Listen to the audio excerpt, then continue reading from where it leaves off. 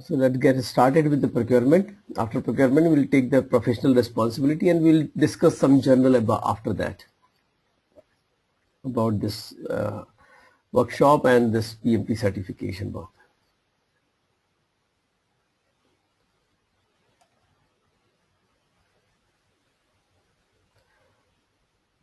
So for the people who are not involved in procurement much,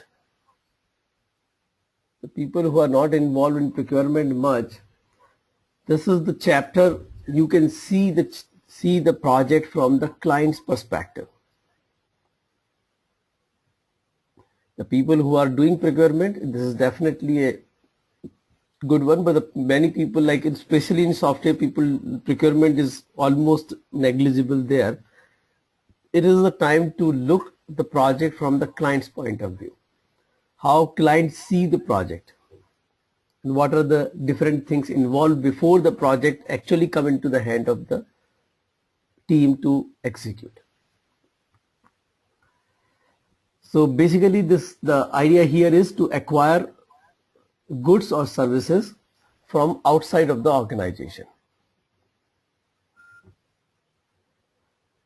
It could be part of any big product, a small product you are buying, you are constructing something, you are buying raw material, anything you are buying from outside of the organization come under procurement. There are four processes: planning, execution, monitoring and control. The plan procurement, conduct the procurement, control the procurement and the close it. Couple of terms before we get into this: seller, buyer and contract. So you all are very familiar with this. Seller is the person who is selling, also known as contractor, vendor, supplier, service provider, bidders, etc. Buyer, the person who is purchasing the service or the product, also called customers. Acquirer, requester, purchaser, etc. And the contract is the legal document or legal agreement which binds seller and buyer. So there are terms and conditions of buying and selling something, and those are written in the contract, both signs on that and then comply with it. The contract, being a legal agreement, can be challenged in court of law.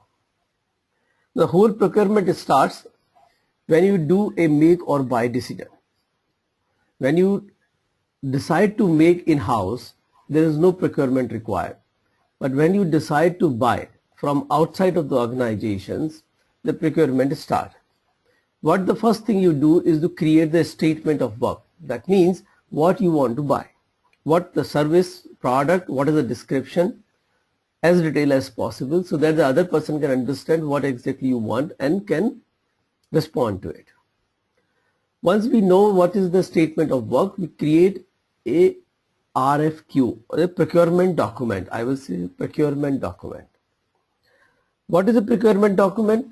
A procurement document is a request for the proposal, request for a quote, RFQ, request for a proposal, RFP, request for information, RFI, invitation for bid, right? There are many terms. They are many times loosely used and interchangeably to each other, but they all have a specific meaning. RFQ is request for quotation, is basically where the product description is very clear. You only ask for the quotation. How much price? What is the price of this? At what price you will supply this? Invitation for bid is a similar thing, but normally for the projects. So there are some big thing which is in your project, a small project within the project. Other companies doing, again it is for the bid, means what is the quote, what is the price. RFI is normally done before RFP, RFI, RFQ happens. You are requesting for only for the information. request for information. So you want to know more about how the vendor will do the job, or what are their capabilities, etc., capabilities, their standing in the market, etc., before you decide. RFP is the most detailed form of all of this. RFP means you want to, it is a combination of RFI and RFB, IFB or RFQ. That means it contains the capability, capacity, marketing standing, etc., financial standing. It contains the approach to the solution. What approach the vendor will take to provide the solution, and then the quotation also.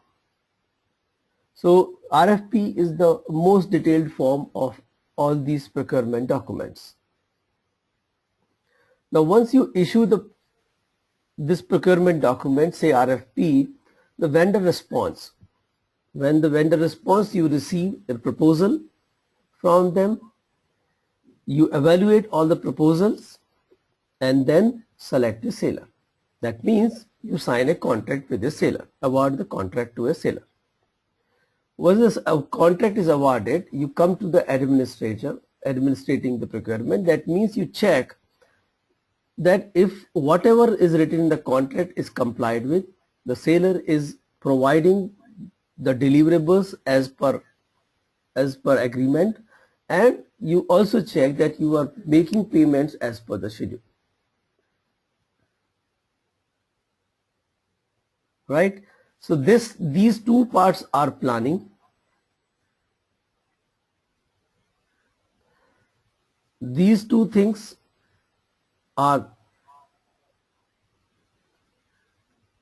execution. So this is plan,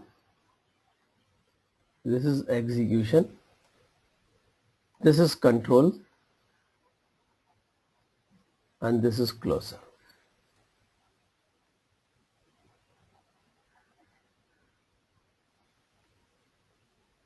So there are 4 processes in this. This is how the process takes place. So plan procurement management, conduct the procurement, control the procurement, and close the procurement.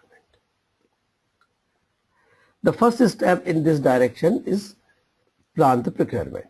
Basically, creating a statement of work, making a decision, make or buy. Once you take a decisions of buying, prepare a statement of work, prepare procurement document, define a source selection criteria, and then go ahead for the publishing it to the. So basically, in plan procurement, we first prepare how we are going to do it. That is a procurement management plan. How we are going to do it. Then we prepare a statement of work, what is to be done. Then we develop procurement document to provide the information to seek the information from the vendor. And then we also define the source selection criteria, means how we are going to select the vendor. Procurement can happen from any part of the project, and therefore you will see a long list of inputs. The first step in this direction is the procurement management plan. Now, before you prepare a procurement management plan, one thing which come into picture is the contract. What type of contracts the person should sign, and that is normally a part of organization process assets. So before we move ahead, let's understand what is a contract. The contract are normally of 3 types. First one is fixed price contract, second one is cost reimbursable contracts, third is time and material. It means it's a mixture of fixed price and cost reimbursable. What is fixed price? The fixed price, the scope is clear. We have a clear scope, clear requirements,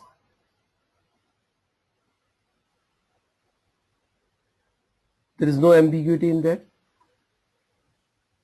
Once we have this, the clear scope and clear requirement, that means a vendor can understand the requirement and can provide a quote, how much it will price. So if this is a firm fixed price, that means once the price is decided, it's not going to change until unless scope changes. Firm fixed price. Once the price is signed, it is written in the contract that how much payment is to be made against this service or product, and that is fixed. The whole risk is of vendor. If he manages good, his profit is more. If he manages badly, his profit will evaporate. Now there are some flavors of that. Fixed price incentive plus incentive fee. Fixed price with incentive fee. Many times you might have seen that governments especially and the others also, you say if you deliver the product by this time, you will be awarded this much. You will get an incentive. So incentive not necessarily be time bound. The incentive can be given for any performance. You can be like, if you complete the project within this cost, you can say if you complete the project of that quality, means if I do not find any defect in your product, I'm going to give you this much incentive. If 5% of the contract value I will give you if you give me a defect-free product in the first time. This could be performance. So any performance provide, so incentive fee is that meeting a specific performance, incentive fee is given.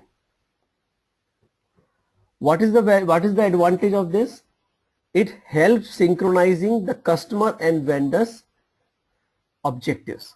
So customer objective is to get a defect-free product. How I can make this objective for the vendor also.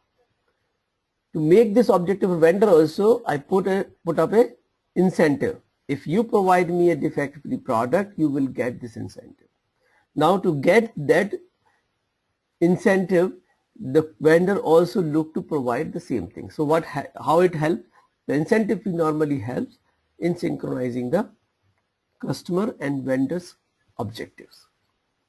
There is another thing which is another flavor of this is fixed price with economic price adjustment, that is normally to adjust the inflation.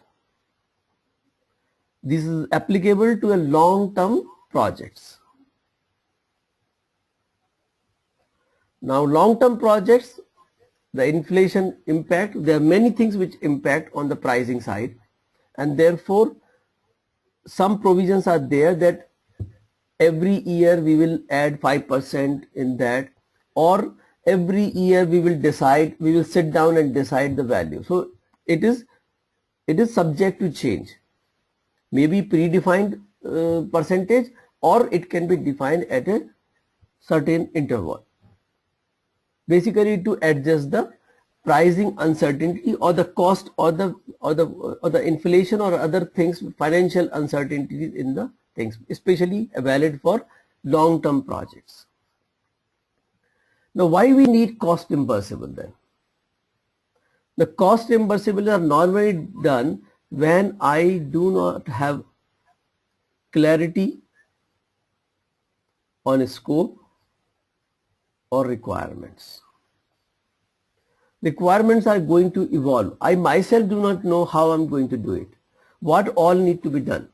When I do not know what all need to be done, how exactly things to be, then how another person can put a fixed price on it.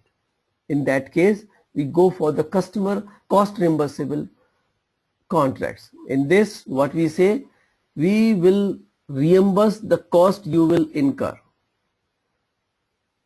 Okay.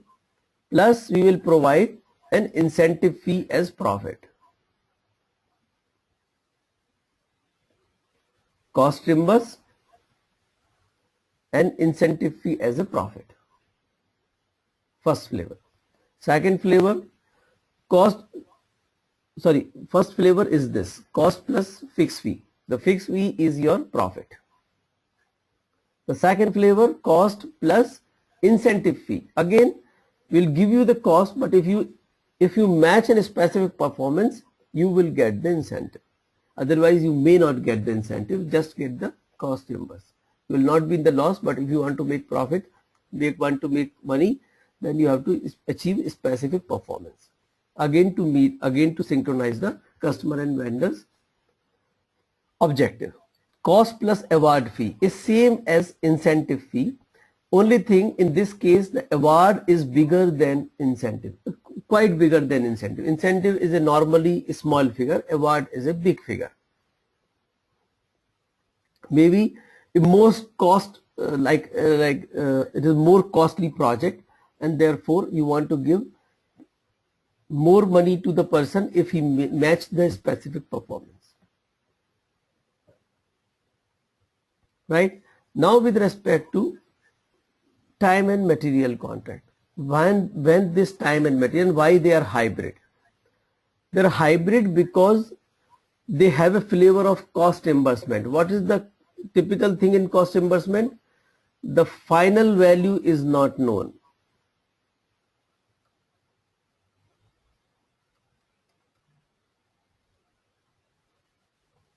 The final value is not known.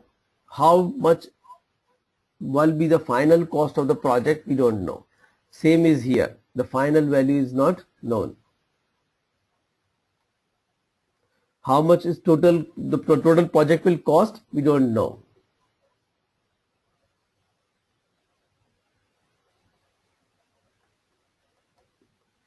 But rate is fixed.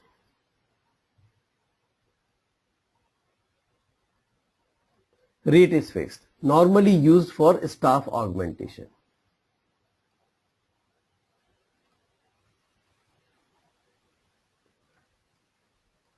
IT industry being a people-oriented industry, it's quite a very common type of product, the contract in the IT for hiring resources on a short term or long term, whatever it is, normally short term. Hiring resources, hiring skills, hiring consultant, these type of contracts are normally used for that purpose. So as I said, when the scope or the things or product is well described, well known, all things are clear, the project, we can go for fixed price. The risk is with the seller. In fact, whole the risk is with seller. Right? But if seller manage the projects very good, he has the opportunity to increase his profit. Cost reimbursable, again when the requirements are not clear, we are not very sure what is going to be end output, we normally go for cost reimbursement, provide a fee, incentive fee, fixed fee or award fee, normally used for research and development projects.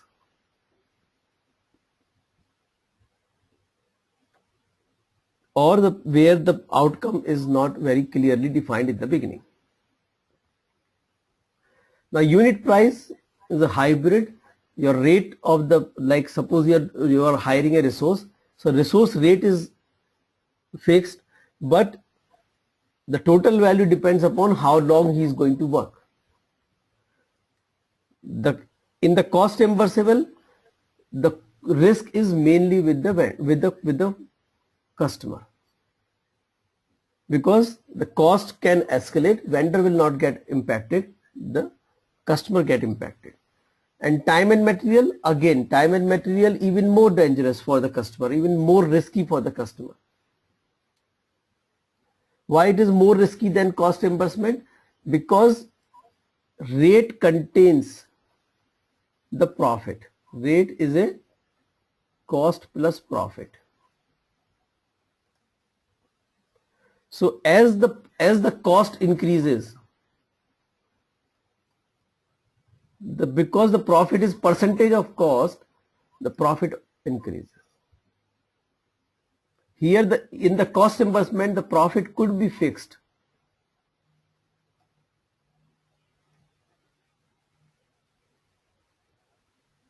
But here in the profit is a percentage of cost. Therefore, as the cost increases, profit also increases.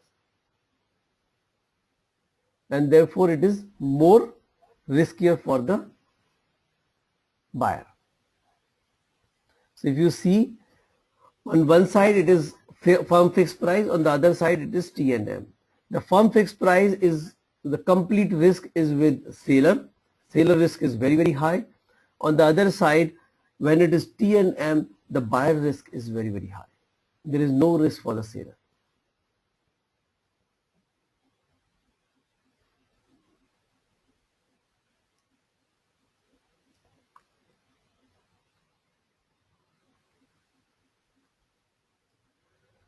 So what do? You do a make or buy decision as part of this and prepare a procurement management plan with that contains what type of contract we are going to sign for this project, standard documents. If the suppliers are already identified, normally there is a qualified supplier list is already available in the organization. In that case, any constraint assumptions, schedule of the deliverables,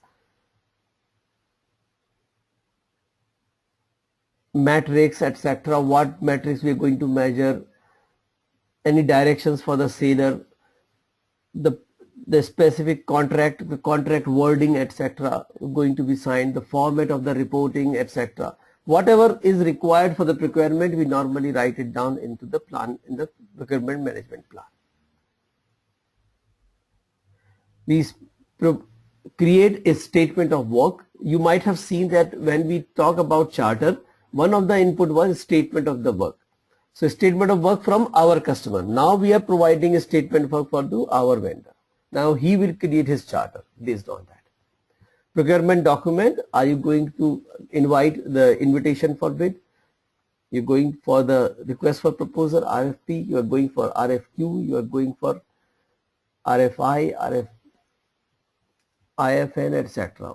There are many times they are loosely used, but they are all interchangeably, but they all have their specific meaning. We also create a source selection criteria. What kind of, how we are going to select the vendor. We get five proposals. How, on what basis we are going to select the vendor? So we define a source selection criteria. We will discuss this further in the coming things. What are the parameters normally we look into? What is the technical capabilities, financial capacity, the technical capability, financial capacity, what is the size of the business, technical and managerial approach, past performance, warranties and the risk involved in this, any intellectual property rights are there. If intellectual property right is there, normally you have very little choice. The second is the conduct of the procurement. Now you have procurement management plan, procurement document, source selection criteria, and a statement of work. You go ahead and execute it to get a seller on board. So awarding a contract. You issue request for proposal and then the process starts. First thing is the bidders conference. What is a bidder conference? Anybody knows about this? What is bidders conference?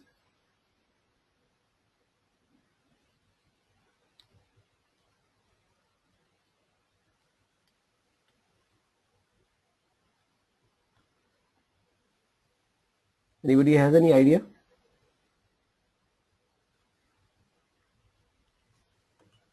A group of potential vendors coming together to bid.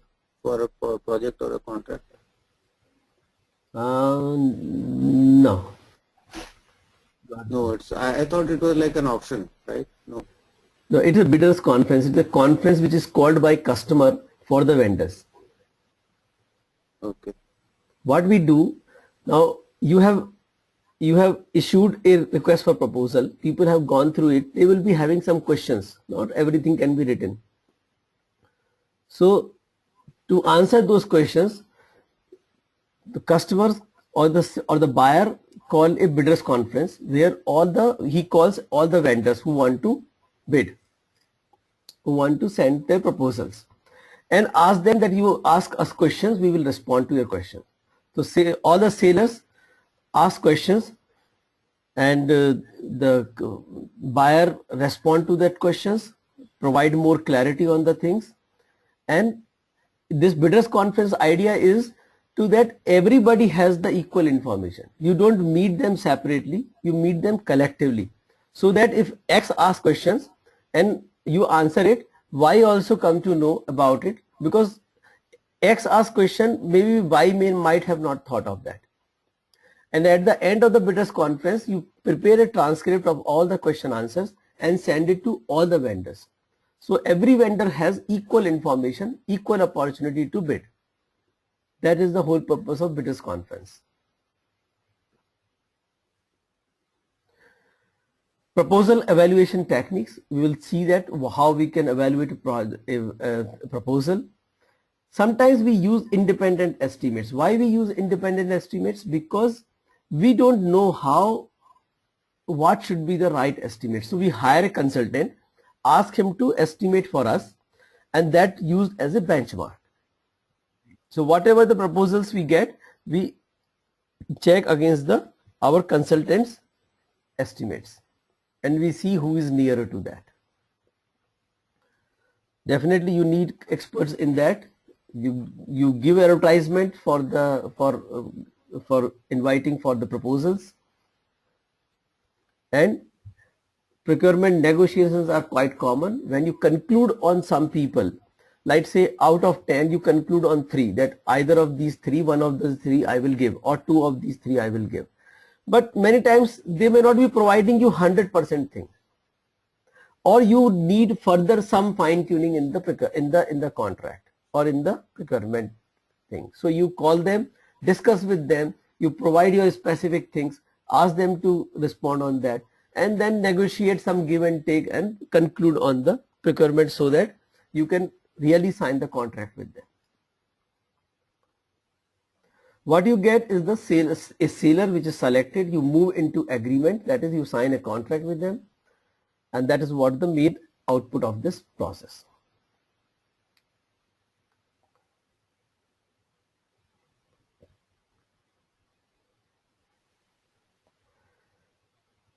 Now this is one of the, or is a sample of proposal evaluation technique. What we have done, you put up some parameters. Primary parameters are presentation, capacity, price. In the presentation you say you have given 33% weightage to all 3, so 1/3 weightage to all 3, more or less equal. In the presentation you say the team which will present have 60% weightage and the format is 40%. In the capability, technical capabilities have 50%, company's standing is 25%, and previous experience is 25%. Now when it comes to the price, the day rate is 85% and expenses of the vendor are 15%. Based on that, on this you rate every vendor and see who is scoring high. The people who are scoring high, they are more near to our terms, or they are more near to what we actually seeking from the vendors, and therefore you select few of them, then move into negotiations, move into procurement negotiations, and finalize the contract.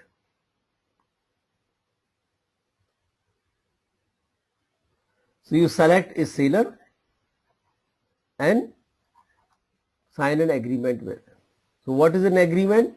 Agreement may contain the statement of work, deliverable, place of delivery, performance reporting, how frequently the performance is to be reported, rules, roles and responsibility, pricing, payment terms, warranties, limited liabilities, warranties, incentives, change management process, dispute resolution mechanism. They are going to work in the execution, during execution, or during controlling basically. This is itself an execution.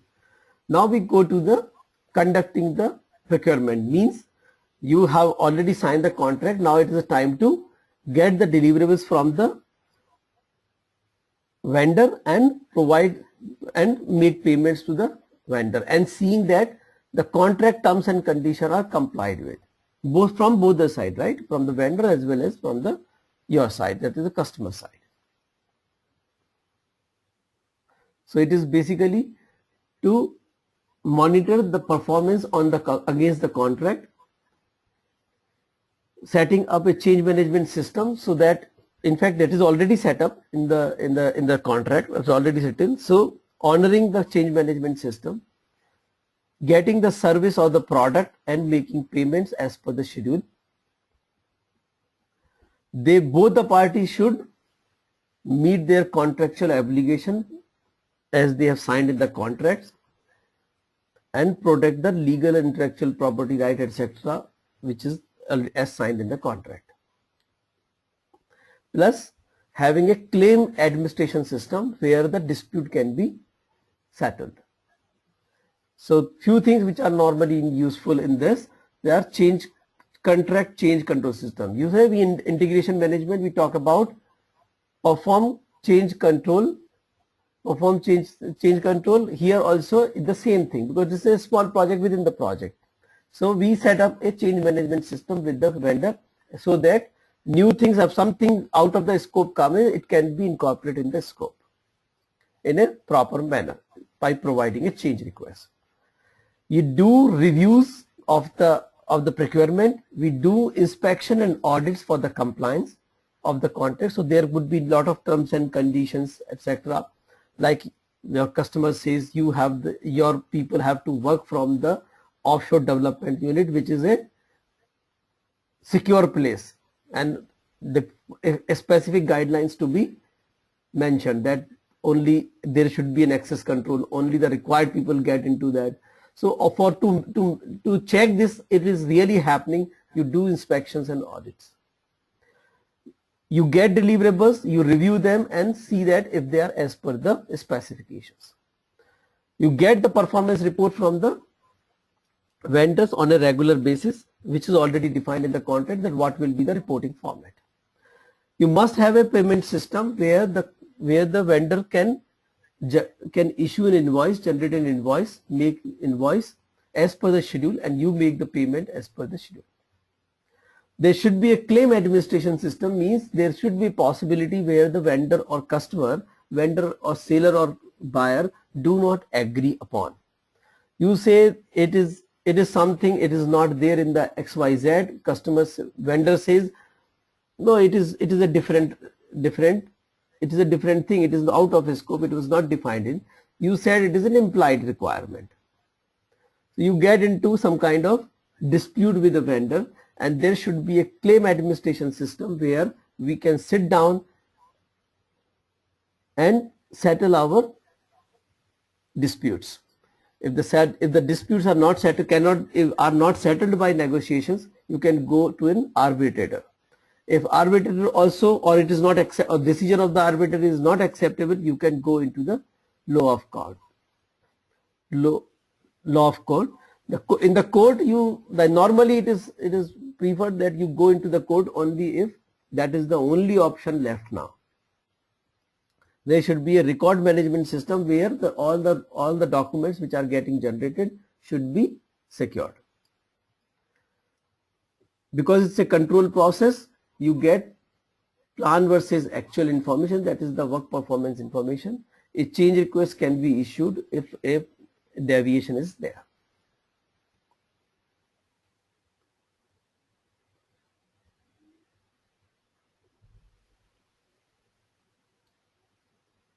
right? So change control system, where the change can be incorporated in the scope. Procurement performance reviews, which regularly the scope, time, cost and the deliverable quality should be reviewed. Inspection and audits to be done for the compliance to the contractor. Performance reporting should be given by the vendor. A payment system is there for handling the invoices and making the payment, regular payment, and claim administration for settling the contested changes called claims, dispute, appeals, etc. A record management system to maintain the documents of the procurement. The last in this is the closing the procurement. The closing the procurement, basically once the when the work is completed, you do a procurement audit to check that everything, whatever you do, whatever you expected or whatever you signed in the contract is done. You audit it. Procurement negotiation, if any dispute is left over, sit down and negotiate and close those claims, close those disputes, and have the archive the project's documents, put the lesson learned, and provide a formal acceptance to the vendor. You must remember that closed procurement normally happens before the administrative closure, that is the project closure. So procurement audits, review the process, identify success and failure, record the lesson learned. Procurement negotiation, if anything is left over, anything, there are issues, claim, dispute, anything is left over, sit down and settle them. Archive the project, that is the record management system. So what you do, close the procurement, provide a formal notice to the seller for completion of the contract and acceptance of the deliverables. So and what you do, you have the procurement file which is archived. You provide a clear acceptance of the deliverables and document the lesson. This is all about procurement. If you have any question, please let me know. We have this. If you go to the previous slide, last slide, close procurement. 1 minute.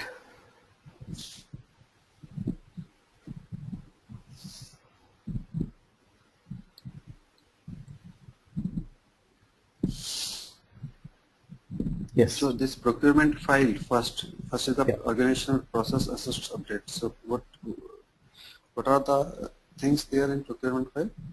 Your procurement document, all the documents generated during the procurement,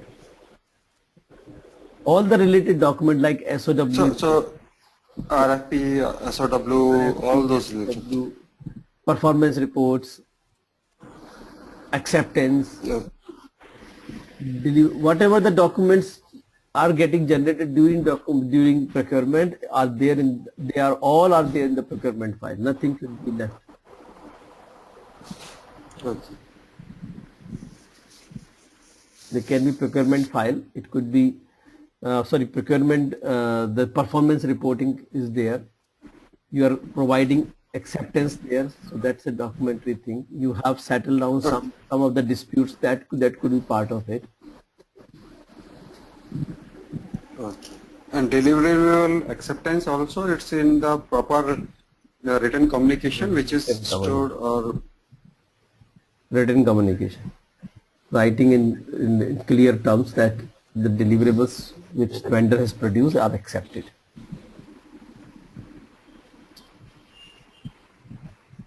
Okay. Lesson learned is basically what are the things we have learned as of the part of procurement things. What are the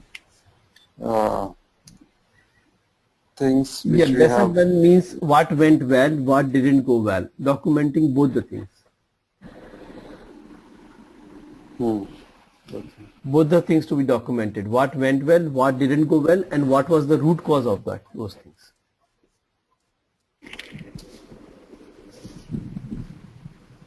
Which can help in future while doing such kind of contract.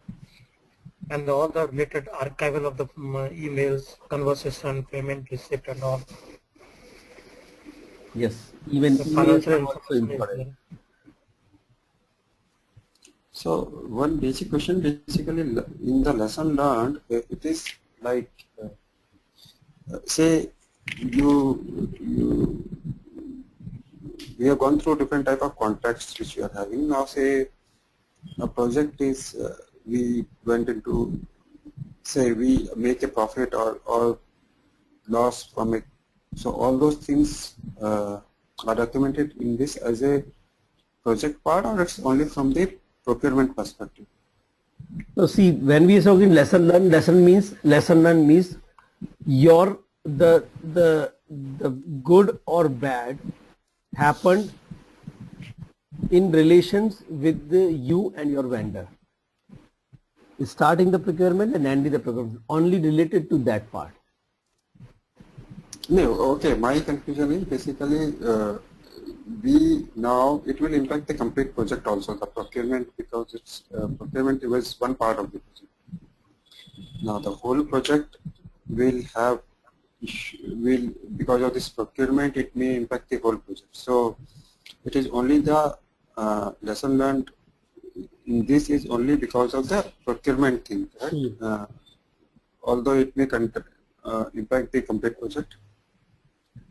We have There are two lesson learned. One is project also at a project level, and at a this procurement level. So something which you are writing in the procurement related lesson learned, they may be also be part of the project related lesson learned, because that is ultimately this procurement is also part of the lesson learned.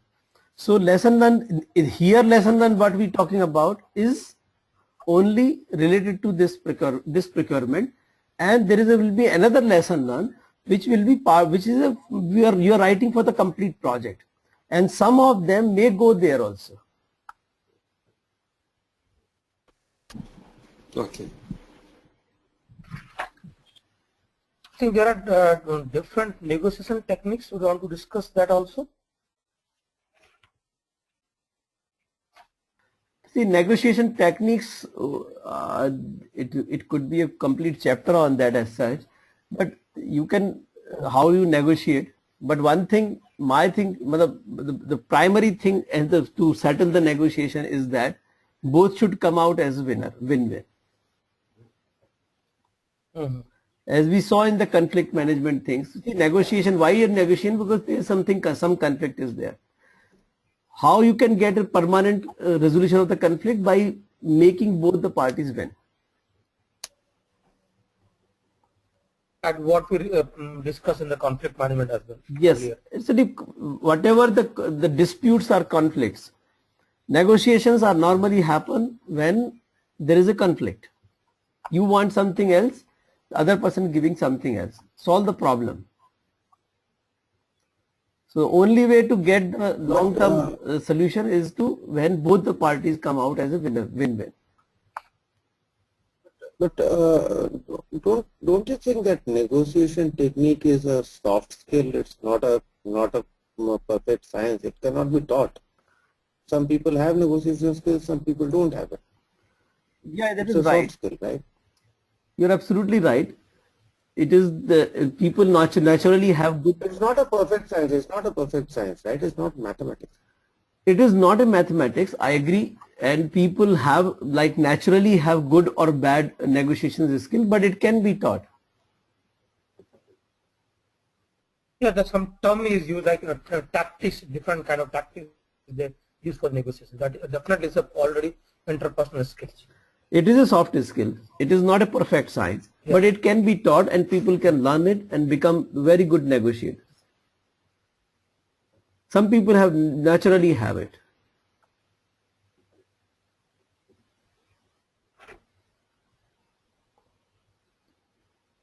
So there are so many things in the project management. What is written in PMBOK is a structure part, but project doesn't happen through structure part. Project happens through soft skills.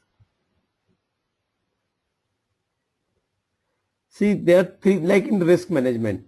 what we are providing a risk register and what techniques you can use to take to identify risk. But identifying risk is a soft skill. A more experienced person can identify better risk than a less experienced person because that person has not seen the world that much.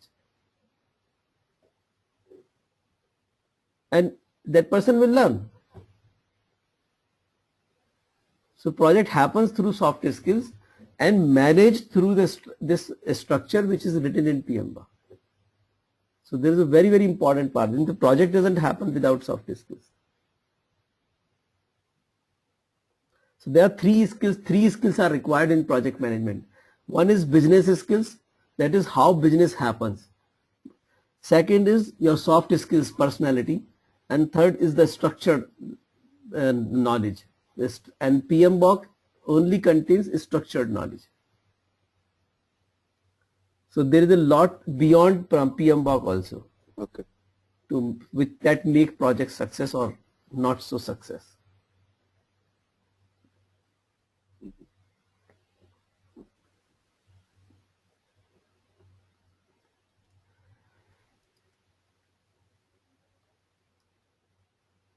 Make sense? Can we attempt the questions for procurement management?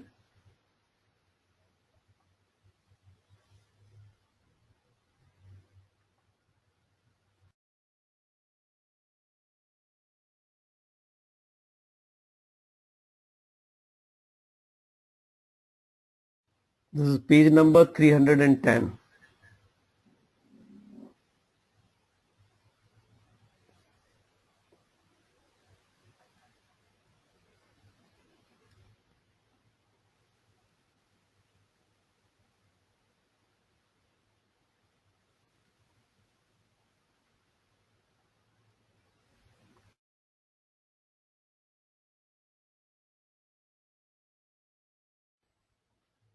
Okay, so let's get started. What about question number 1?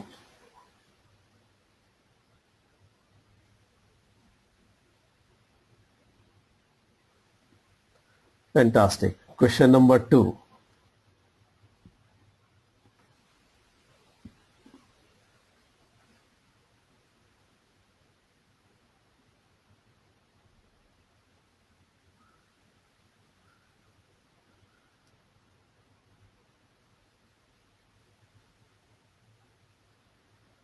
All C? Very good.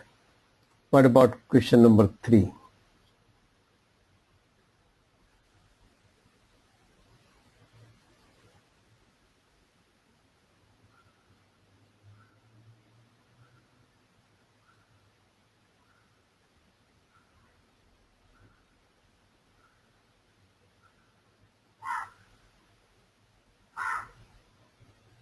All A? Very good. Great going. Question number 4.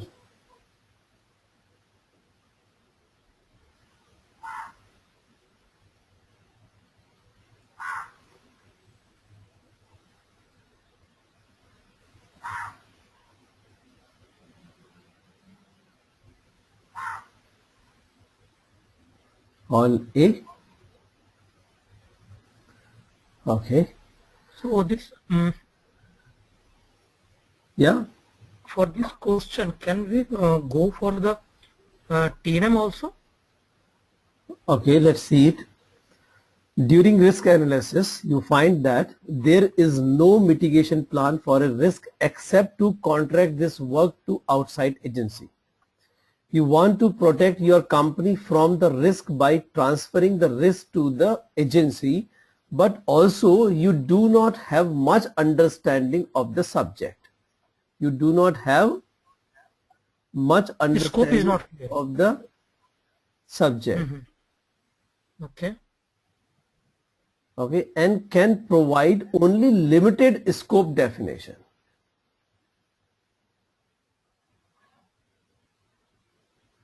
What is the best contract type you should use? See, this line indicates that it cannot be fixed price.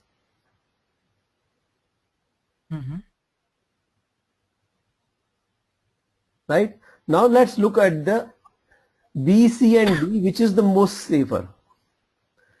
D is the normally on the other extreme. So we rule it out that let's do not go for D because it is in the other extreme. Correct? More risky for the customer, for the buyer. Now look at B, between B and C, which one is better? Cost plus fixed fee, cost plus percentage of cost as award fee. Award fee is normally higher. Percentage of cost means as the cost increase, the fee will also increase. While the C says cost plus fixed fee, means cost may increase but fee will not increase. You say whatever the cost is, I will give you $100 as a fee for you, fee to you. So the cost is $1,000, $2,000, $5,000. The vendor will get only $100 as fee. While in the second case, you say it should be 1% of the total amount, your fee. Now, if the cost increases, the fee also increases, right?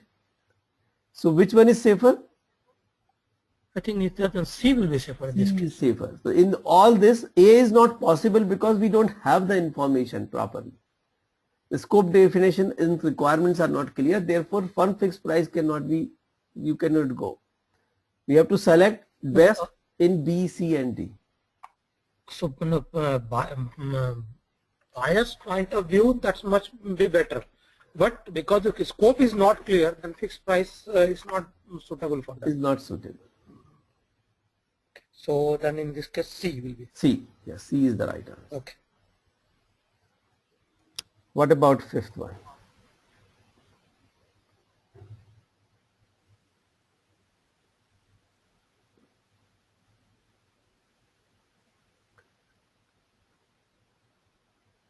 Okay.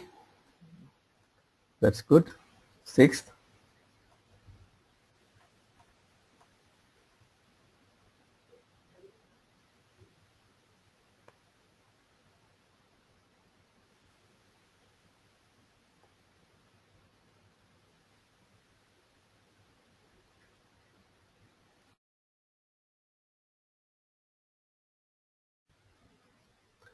Okay, A, B, C, my good. Let's read it. Your team is engaged in making mobile devices. You need to procure different parts from different vendors for the device. All of the parts are commonly available and from several vendors. Means the part is very common, nothing specific about it, and this can be made available from various vendors. The best suited contract type to procure this part is firm fixed price contract, possible because the specifications are very clear. Fixed price plus incentive fee. Yes, I can select, but if there is something which I specifically want customer, like vendor, to achieve. Cost plus Scope is, scope is very clear. Yes. And then this is easily available in the market also. Correct. So I don't want to go for give any incentive or cost or fixed price or award. I just straight go in the market, fixed price, give and take. That's it. I feel. Right. Incentive fee can come into picture when I want vendor to achieve a specific performance. The quality should be that Correct. much. But nothing such is mentioned in the question.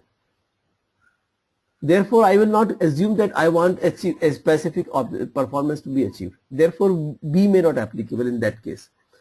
The C is not applicable because there is no need for going for cost reimbursement because the specifications are very clear. It's a very commonly known thing. True. So it should be A. Make sense? Yeah.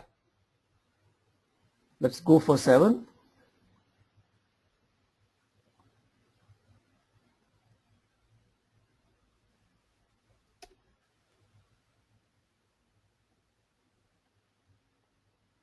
Okay, that's good. About 8.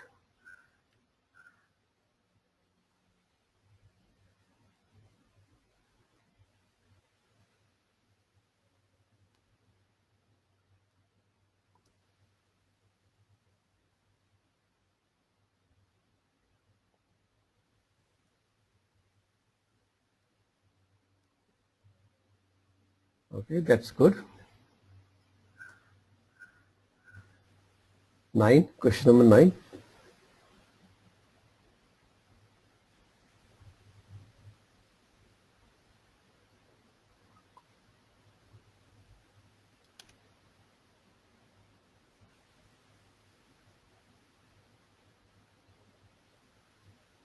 Okay, that's Can be good. B also now.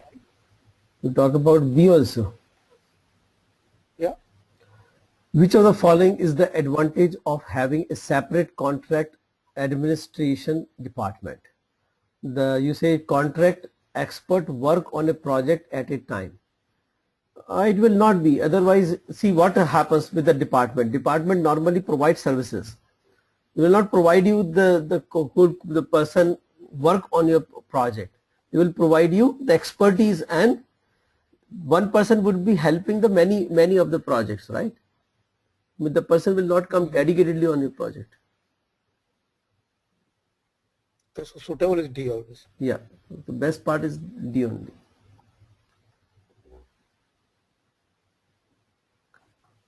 Right, let's go for 10.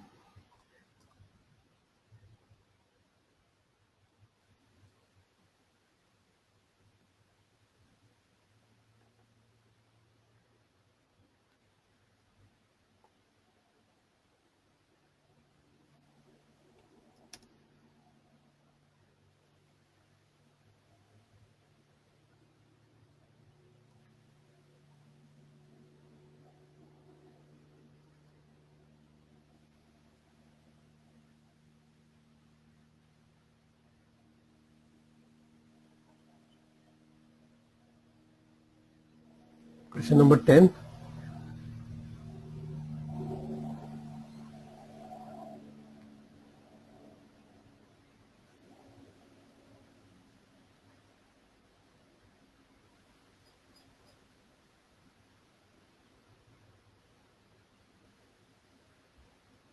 It's all B. I think Vikas has to confirm. Okay, I think we'll come back. Let's go for 11.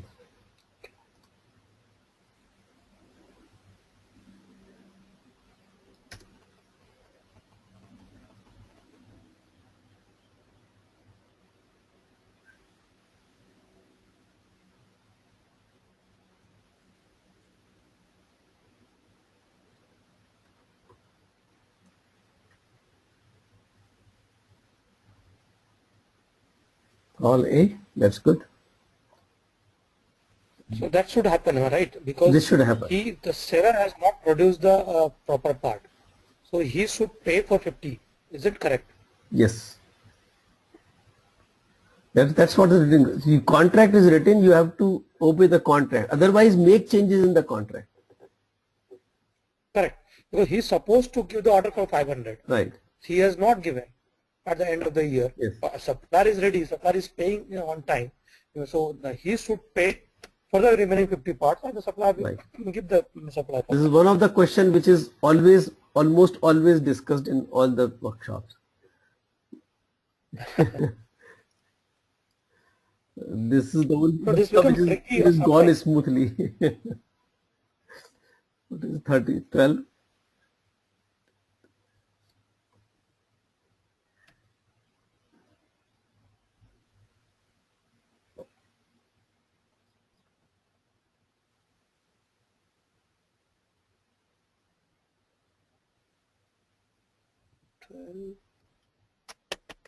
Question number 12.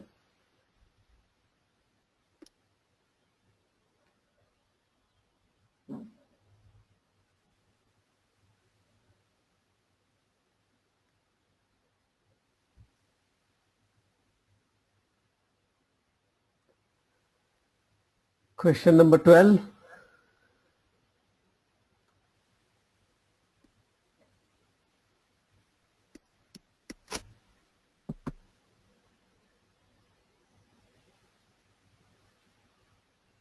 Not so sure.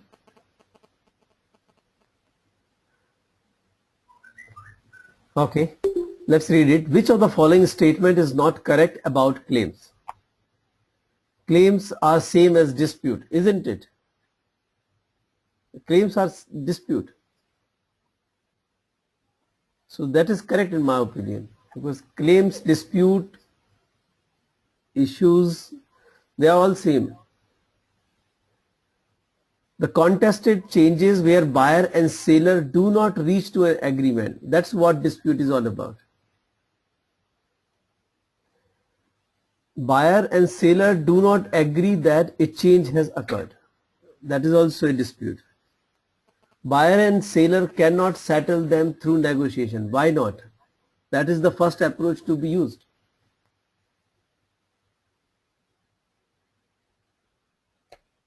B should be. It should be D, because this is the first approach. If you have a dispute, sit down on the table and negotiate.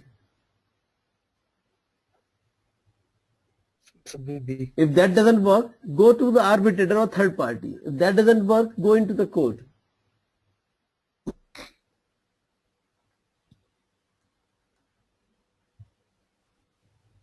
Right? No, here I have a doubt here. Yeah. Here it is saying buyer and seller cannot settle them through negotiation. So that is what that is where the dispute rises and the claim has to be done, correct? Yeah, but they can sit down and Buyer and seller cannot. But here it is saying buyer and seller cannot settle. So this is correct. Okay, it is not correct. Okay. it's not correct. But I still have a question. Yeah. See, for example, let me take a example of an insurance claim, okay? Medical insurance, for example. So I am not in dispute. It is, I have a claim which has a written policy that if I am hospitalized for so many days for so and so disease, then I will get this much of compensation from medical insurance. I am not in a dispute with the insurer. Okay. What dispute is that? That's a contract, right? Okay. Okay. So see, words have their own meaning in different contexts actually. So claim in the case of insurance claim is a different claim. Actually, the meaning is different there.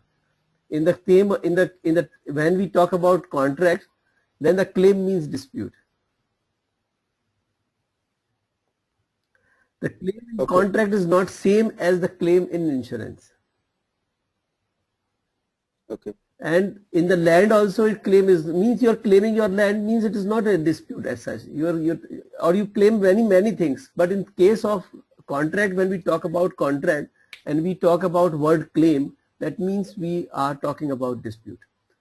In fact, during presentation I mentioned it a couple of times that claims and disputes and other terminology which is normally used for dispute as such, not agreeing upon. Yeah, insurance industry claim is what you want to get paid for the you have done. That's right. That is your claim. That's it. But here it's a bill payment basically. Yeah, exactly.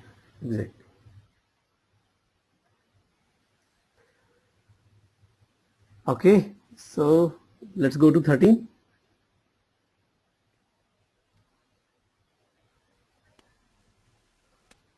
No, still there is some confusion. I still have some confusion. No, I'm okay. The question is asking which of the following statement is not correct about claims. Right. So that means it's not correct about claims means okay, what is not claimed, correct? And so if we take first, say if we take first, claim are same as dispute. So you are saying this is correct? Yes. Claim and dispute are the same. Which statement here is untrue? Which statement here is untrue? That's what he is asking. So this is true, correct? Claim and dispute. So we will not select that.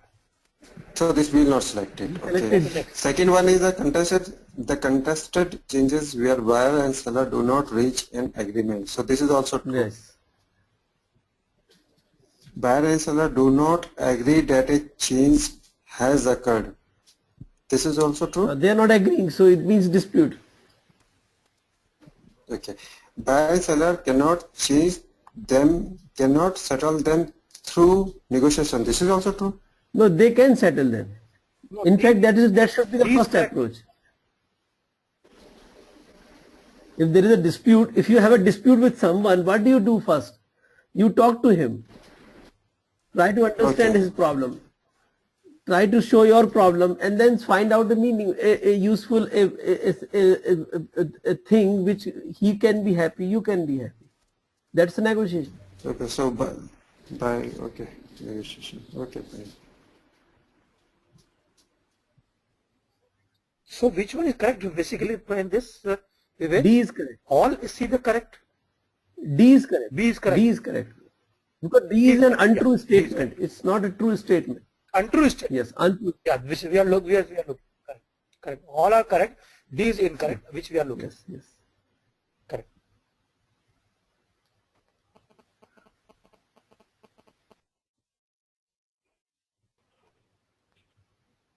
Question 13.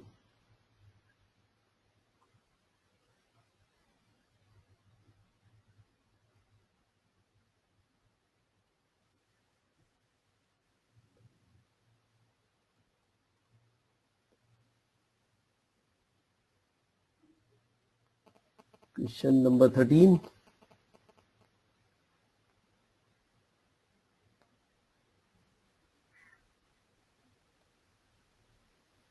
Should we move to, okay, great.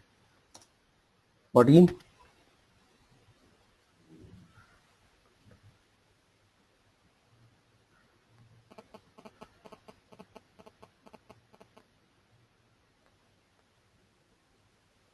It is simple, right? B. Great. So that's done, and let's go for the next thing. The last topic on this is a professional responsibility. Understand what is. I just asked. We still have to this question 10 we have to discuss actually. Question number 10. You want to discuss? Okay. Yeah. A seller is delivered the product as per the scope of the work of the contract before the, however, buyer is not happy. The contract is complete. Complete, no? Yes. Is the contract written that the buyer should be happy? Is it written in the contract? But he has delivered as per the scope. Yeah. He has delivered as per the scope. That is what Contract is meant, complete. correct? Contract is complete. Contract is not about customer satisfaction. Yeah, this cannot go for dispute. No, it cannot. No, but here another angle is in case he is not happy with the quality of the service or quality, so how that is accounted for? Say he has done the work, but it's not as up to the mark. That has to be written in the contract. What is up to the mark?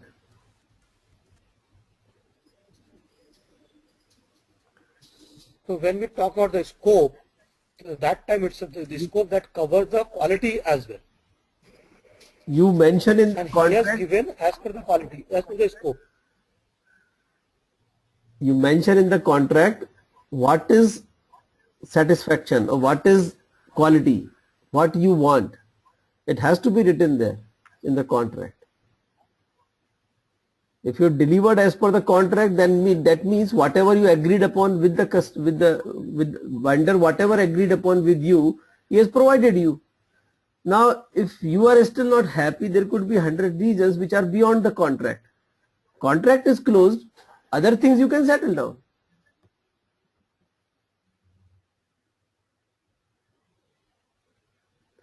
As per the contract, there is no claim.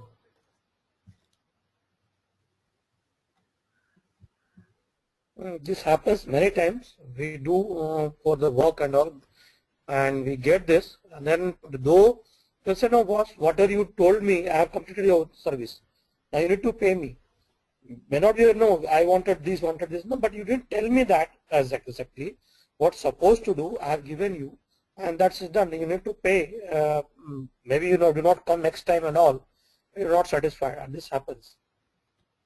So it happens when the scope is not so clearly defined. There are ambiguities in that, and there are the things are missed out. The customer has not bothered too much about what is written in the contract.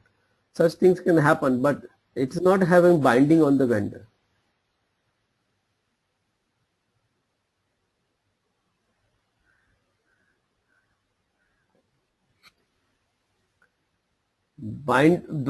The vendor is bound only when the contract, it is written in the contract. If it is not written in the contract, out of the contract you can settle, you can talk, you can do something, but it's nothing to do with the contract, those negotiations or those discussions. This type of contract, like what we have the this sort of fixed price and fixed price incentive and all. So do we have some more examples on the all type of contracts? Yes. See, like in IT industry, if you see, T&M is very common, right? For staff augmentation. Yeah.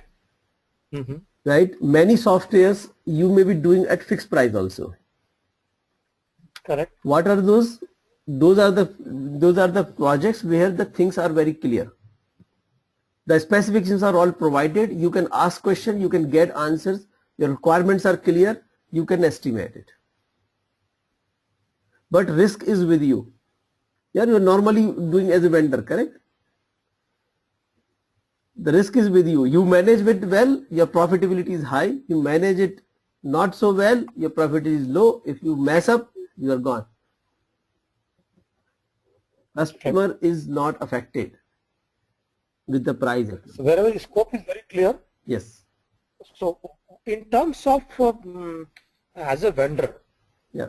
So what should be so in that case fixed price, if the scope is clear from the seller side and not very clear for the vendor side, then you lose for the vendor.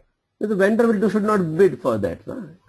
See, what is this? From customer side it is clear, from vendor side is not clear. There is nothing something like that. It has to be clear. Vendor is bidding. So vendor has to be clear that what is there. So if the scope is not clear, vendor will not bid. And if you are bidding, you are taking a risk. Correct.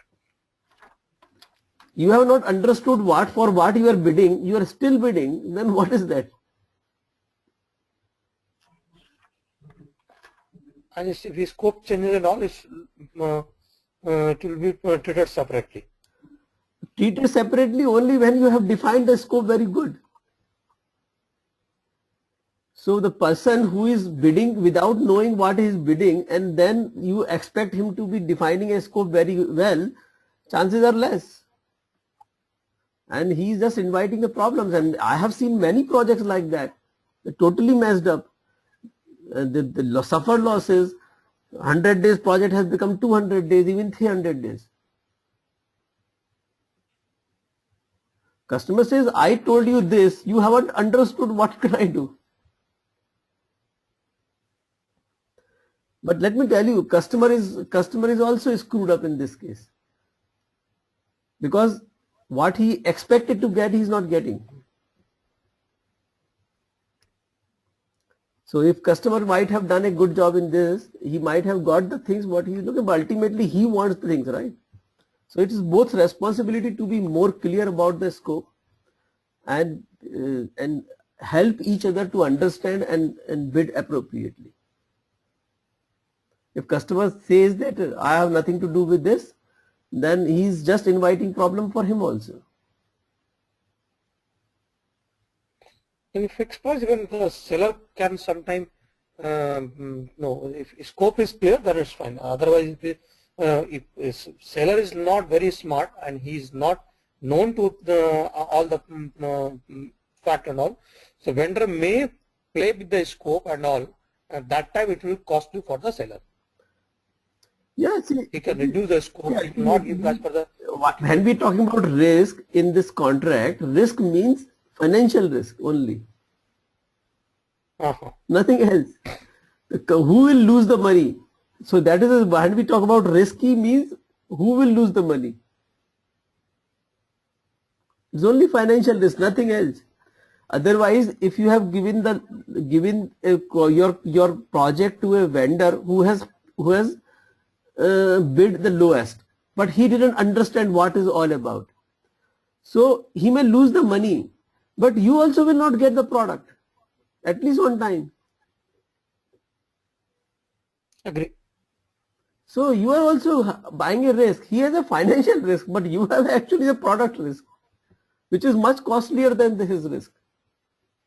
Yeah, that's much costlier always. The money can be paid, but the product cannot be replaced.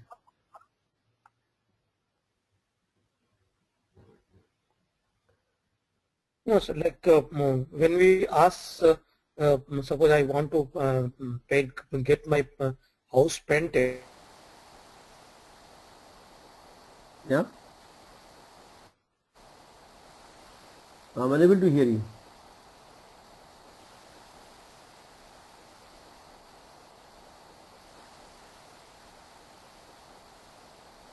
Hello?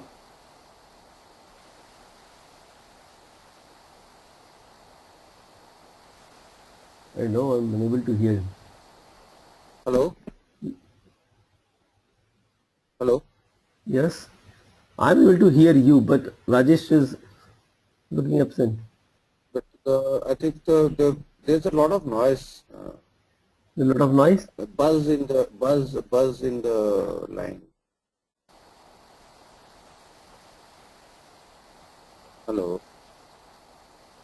Still there is noise? Okay, yeah, and this is better. This is good. This is good. Okay. Okay.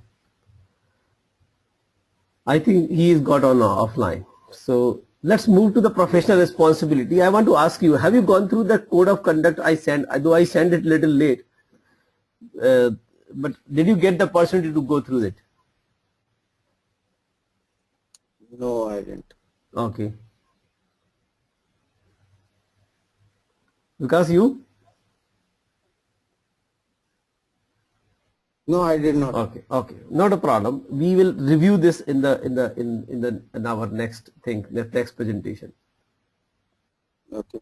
Only thing is, if you have gone through that, it will be much easier to go to understand it. So it is nothing great as such.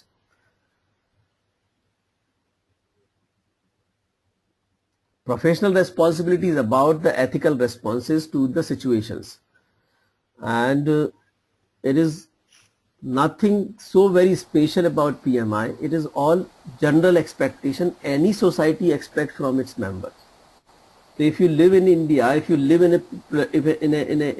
a city, if you live in a street, the people around the street, whatever they expect from you, the same it is expected here.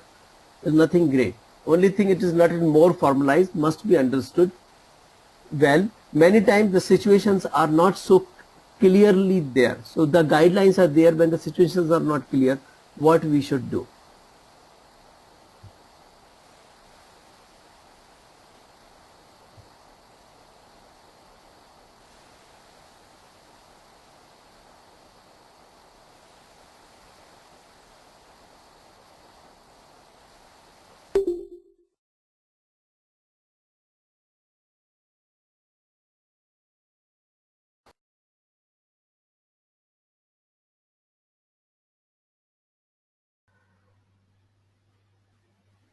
Okay, so here is the professional responsibility, the answer to the response in a ethical response in a specific situations.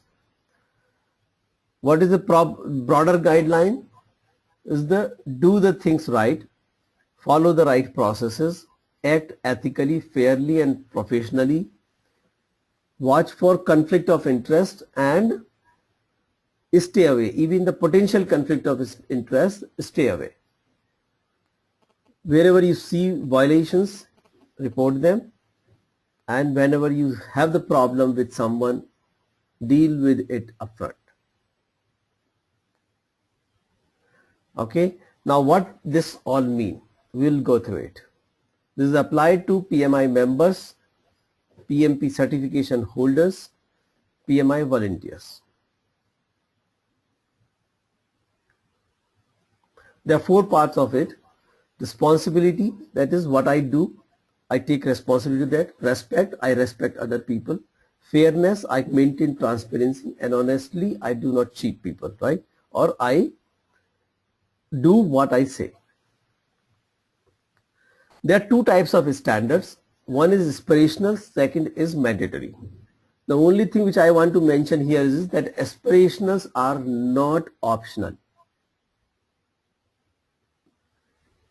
Mandatory standards are mandatory, but aspirational standards are not optional.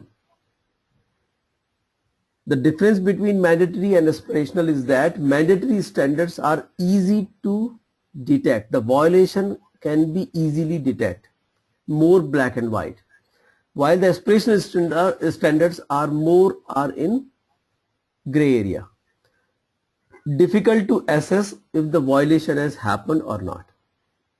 And therefore they are kept as aspirationals, and they are based on our intention.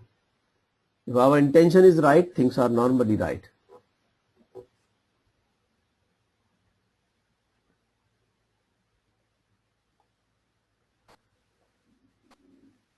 So the first part of it is responsibility. That means whatever decision we make or we fail to make, we take responsibility of the consequence. Sorry, Vivek, sorry. Yeah. Yeah, if you go to the previous slide, aspirational and mandatory. This line, you say aspirational standards does not mean it is optional. Yes. Okay. So what I understand by aspirational is an ideal. Okay.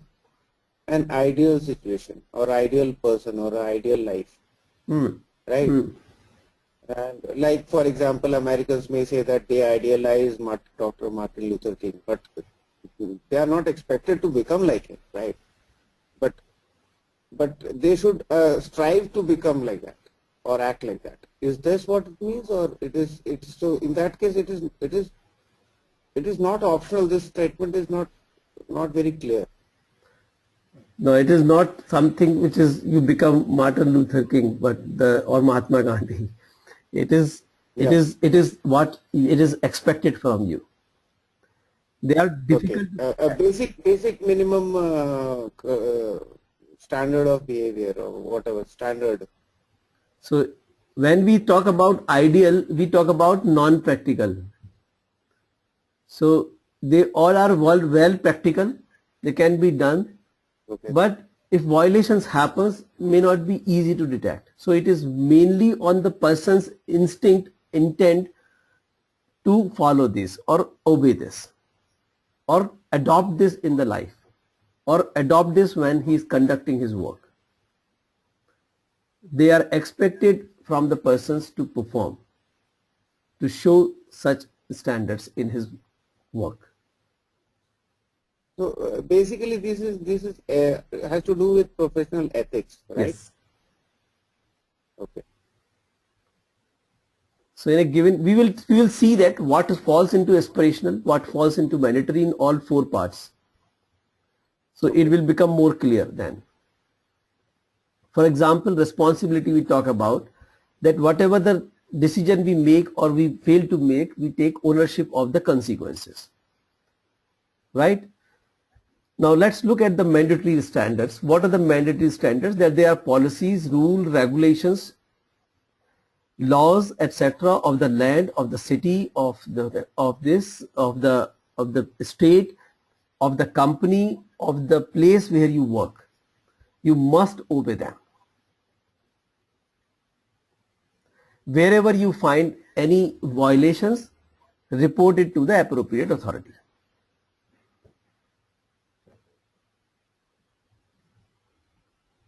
Okay, if you find that X person has report a violation against Y, the Y should not retaliate. And if retaliate, you pursue a action against. Sorry, there were some issues. I got disconnected. No problem, no problem. We have moved to the next chapter. We can come back your questions. We can discuss those things maybe after this. Sure. Will that work? Yeah, that's fine. Okay.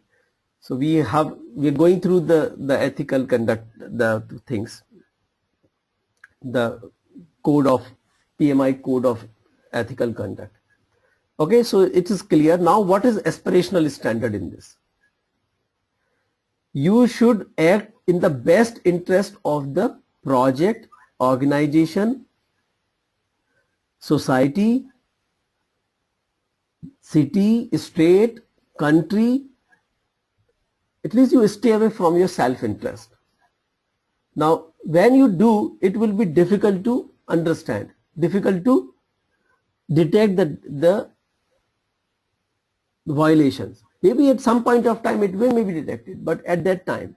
So it is mainly based on your intent. You want to be away from self-interest, then it is. So you look for that you should work in the interest of the work, not in your self-interest. Whenever you take the work, it should be consistent with your background or your skills and knowledge. So suppose you are good in software, but some communication related, which is more not non-software things have come.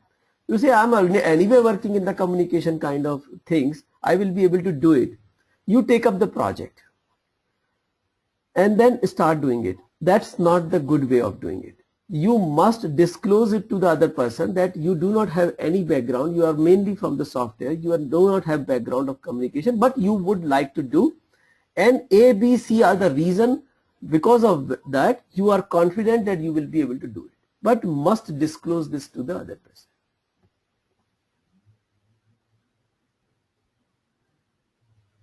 So this is something to you, nobody else knows about it. Sometimes other people will also know, but when it is violation is happening, only you know. So that's why it becomes aspirational.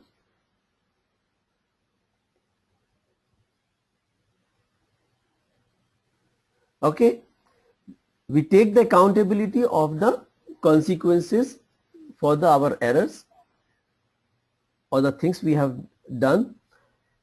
We respect the proprietary and the confidential information and uphold this code of conduct.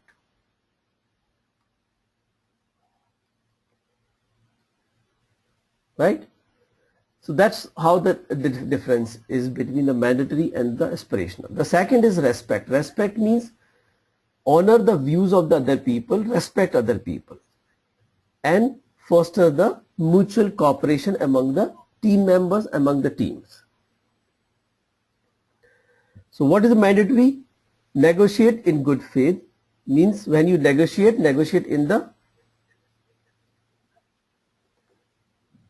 interest of the actual issue and the work. We should not intentionally take any decision which will benefit us personally and sacrifice the main thing. Do not act in abusive manner and respect the property right of the other people. What is aspirational? We should, when we are working with other people, we should also understand the environment of the other person. That is the custom, norms and other things they follow. The person can be of other religion, could be of other state, could be of other country, and he may have a different way of life than ours, and we should understand it and encourage the cooperation in that, encourage the communication in that. We must listen to the other's point of view and respect it.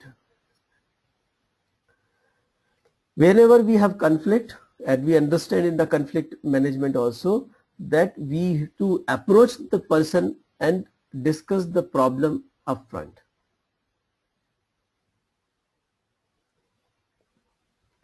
The third is the fairness. That means we should be impartial and we should maintain a transparency. Let other people know how it is happening, away from self-interest, prejudice and favoritism. Main thing in the fairness come into the conflict of interest.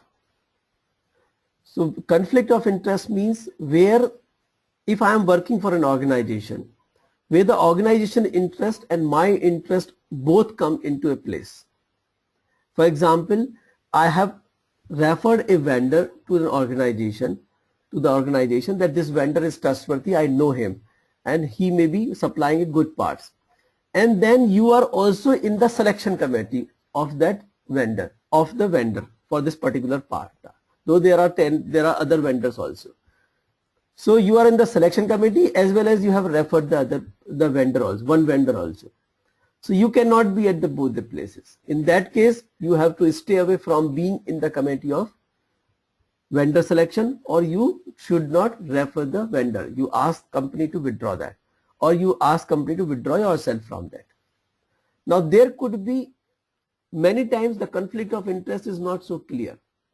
Therefore we say potential conflict of interest, means the conflict of interest is not so clearly right now there, but there is a potential. There is a possibility it may happen. Even if there is a potential, we should stay away. Two things always do when the conflict of interest comes. Either it is real or it is potential. You disclose it and stay away. Both the things to be done. They are not replaceable to each other. Disclose it and stay away. It doesn't mean that you disclose and stay there. No. Only disclosure is not sufficient. Disclose it and stay away. Do not discriminate based on gender, age, religion, disability, nationality, sexuality. Act without favoritism or prejudice.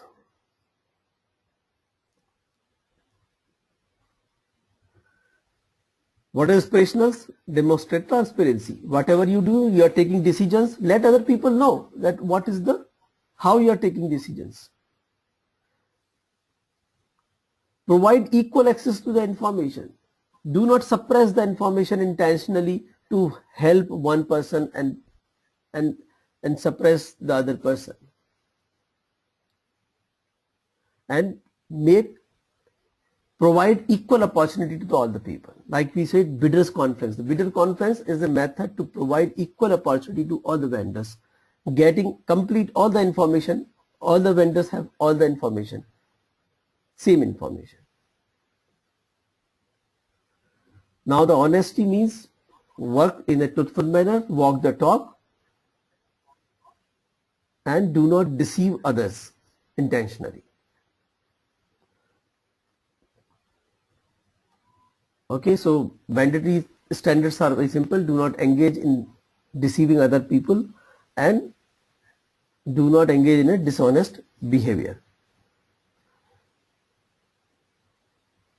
Try to understand the truth in any circumstances. Whenever you communicate, do not suppress the information, do not change the information. Provide accurate information. When you make commitment, hold them up, and also provide safety to the people. Whenever there is an environment, you create an environment where the people feel safe, not threatened. Now whenever things come in front of you, how do you decide? You first decide, your decision should be the first priority should be given to the reason the project was initiated. What is the reason? It's a reason the project was initiated. What we call about this is called business case.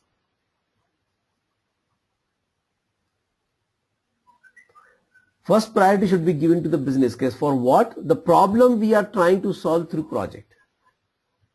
Second is the objectives we have stated in the charter. They are driven from business case. And third is triple constraint: scope, time,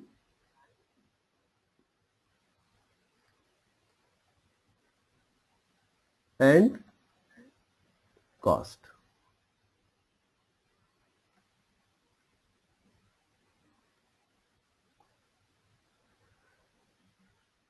How to interact professionally? Embrace diversity. Accept that this world is diverse and going to be diverse. Will not change. Prevent culture shock means understand other people and try to behave so that it should not be a very different thing for the other people. People are coming from other cultures should not get offended. So understand the culture differences among the people who are working in the projects.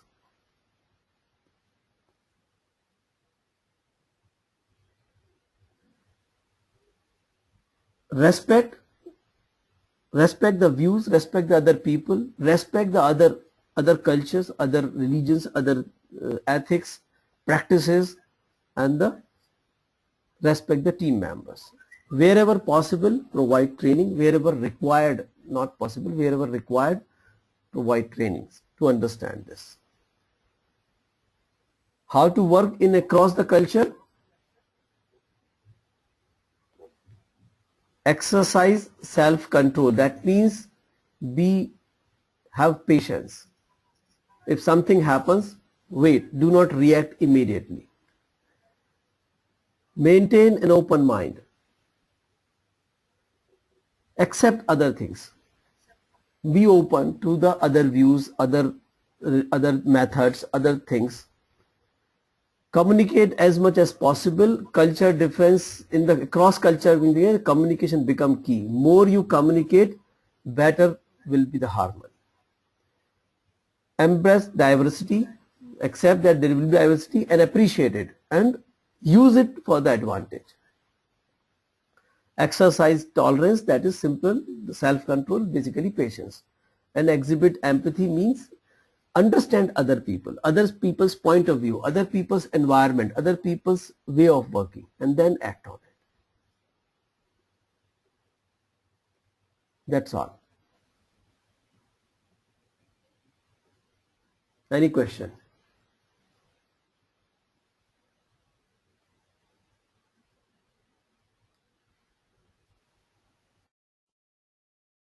This thing, the last part about this ethics, this could have also been a part of the human resource management. They are part of the human resource management because you are interacting with the people. Yes. But because here the intent... I mean, it could be included in the process, that's what I mean. Yes, they are very much part of the human resource. Yeah.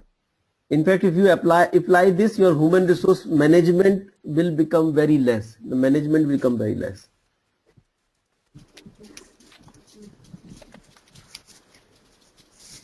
There is this part on the balance stakeholder interest. If you go to that slide,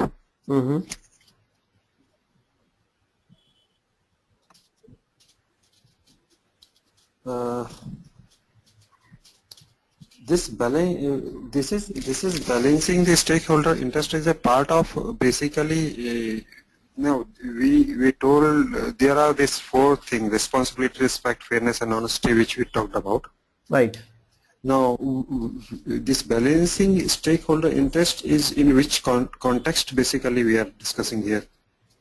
There are some things which are not be able to categorize in particular things. That's why we have put it away from all these four things.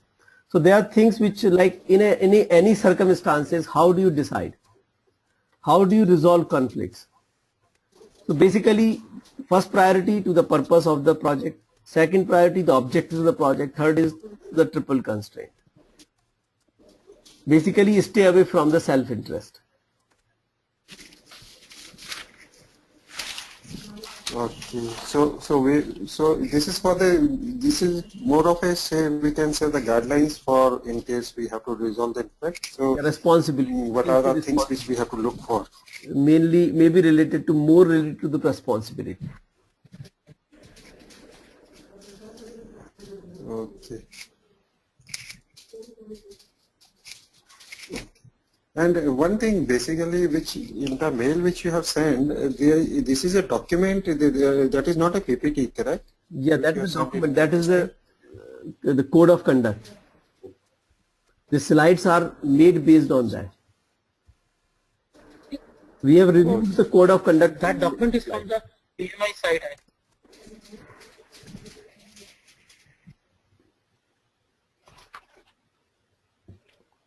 Vivek, I think that's the same content we have in the PMI site.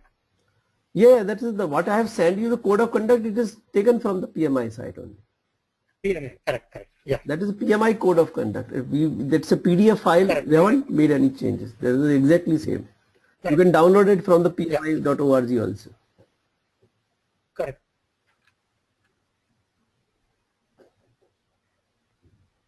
So, did I miss anything specific? Not as such. There are only two things which we covered before. That was the aspirational. I think let me go to that place just to give you idea what we actually was talking about. Which slide could be important. Maybe at the very first one. Yeah, the fifth slide. Actually, that is the only thing which we discussed before you joined, and we were talking about here is that mandatory standards are there and there are aspirational standards everywhere.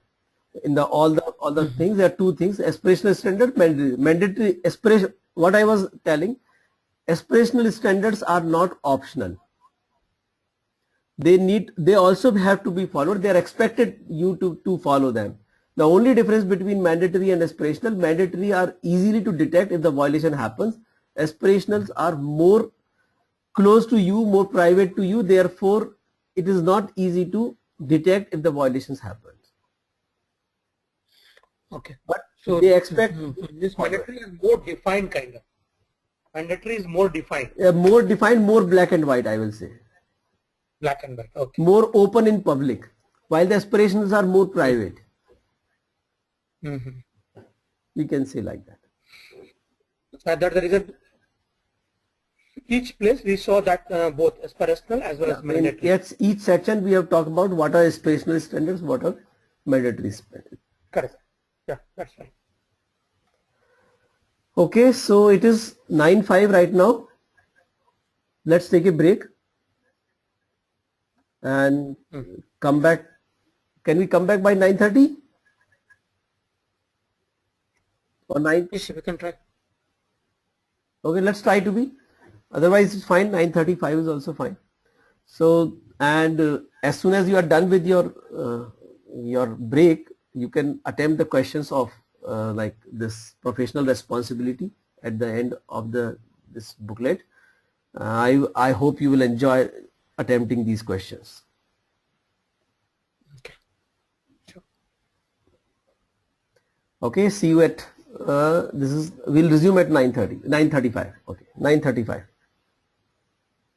Okay.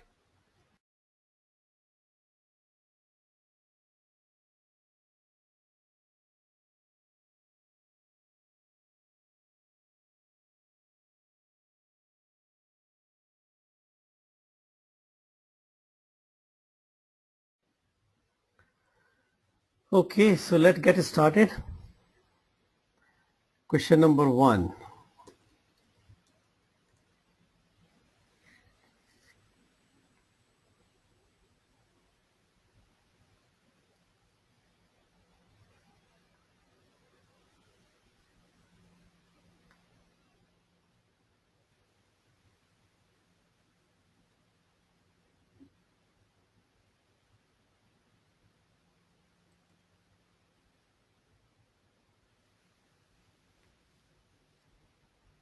CDD. Okay. Working and negotiating with people across different culture can be challenging, especially when little is known about others. You can negotiate successfully in a cross-culture atmosphere when the environment is of so contest is between C and D. Respect and mutual cooperation, openness and sincerity.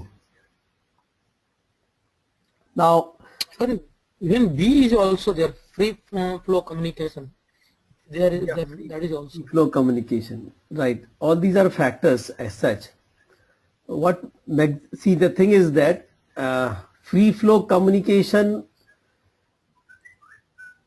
I say free flow communication means communicating effectively, and free flow communication is a little different, I will say. Effectively communicating means you're communicating more and more, and free flow communication is, I will say, a little more unstructured approach. Correct. Anybody can talk to anyone. So, and Anything. yeah, so that is a little unstructured approach. Yeah, that, and the next, then the best possible Respect and mutual cooperation. Openness Yes, it will work. and sincerity. Openness and sincerity, I say openness work, but I'm not talking about, I'm not sure about sincerity. What is the sincerity actually, and how it will help here? We have to be sincere in all the things as such, not very specific to this. While it is cross culture, the person is from other environment, other country, or maybe other which is very known to us. So if the sincerity is there, both the parties, so there will be much effective communication, and it can be done properly. Okay. So my take on this is that openness is fine, because if you are more open, it works well. And respect is fine, because it gives the motivation the other person to that he is respected, therefore he is well in the group. Mutual cooperation help each other. Now sincerity, I will say it is more a generic word than actually specifically helping in this particular scenario. So if somebody asks me to choose between C and D, I will go over C. Okay. Just because of the sincerity. I will say respect and mutual cooperation will have higher rating in comparison to openness and sincerity. Openness is fine, but on sincerity. So if I have to choose one, I will choose C. And speaking of cross-cultural settings, openness may actually be a drawback, because certain cultures are very open and certain cultures are very conservative. Right. When speaking, for example. Right. Okay. For example, if I'm addressing an American, I would address with the first name. I don't have to say hi or dear or anything, but to a British, I would probably say dear so and so, dear Mr. last name. Yes. So that is if I be open and address everybody the same way, that may be actually negative. Yeah. In fact, what you are saying is absolutely right. But here the openness normally means that you are open to others' views, others' understanding, what the other people are saying, or what people are presenting their views. You are more open to accept them. You say, okay, this also works, so let's understand. Instead of rejecting them, you are more accept them. It is so like that. Openness is kind of openness environment we are talking. Yes, yes, yes. So openness is not like here when we talk about openness doesn't mean that how casually I can speak to the person. That is also a meaning of openness, but here when we talk in a more like it is when it is written in the book, when it is written in, when we are talking about in more formal gathering things, openness means acceptability about the other people.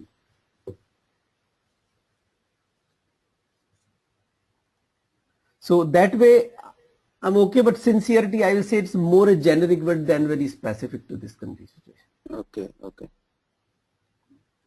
Let's go to question number 2.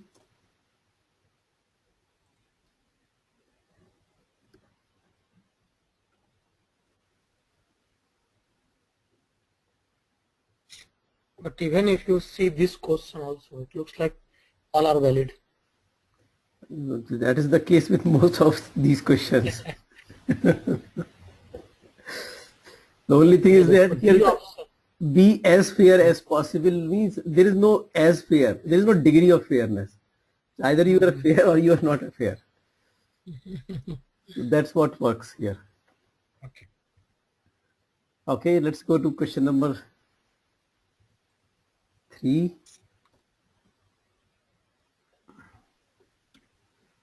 And you might have observed the questions are very wordy. A lot of text is there. Yeah. it's a lot of time to read this each Yes. option.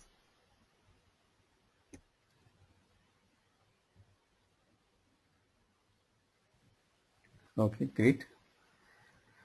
What about question number 4?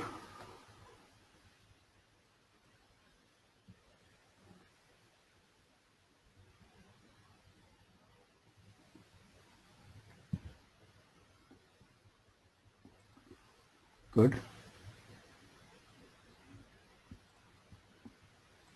Question number 5.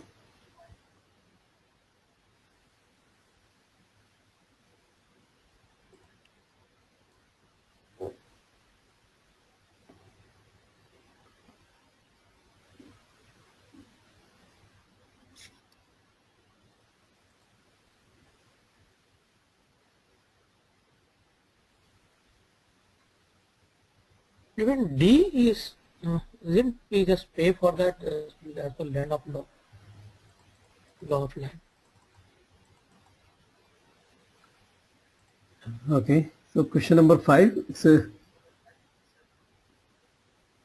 I gave A. okay. More Okay. appropriate.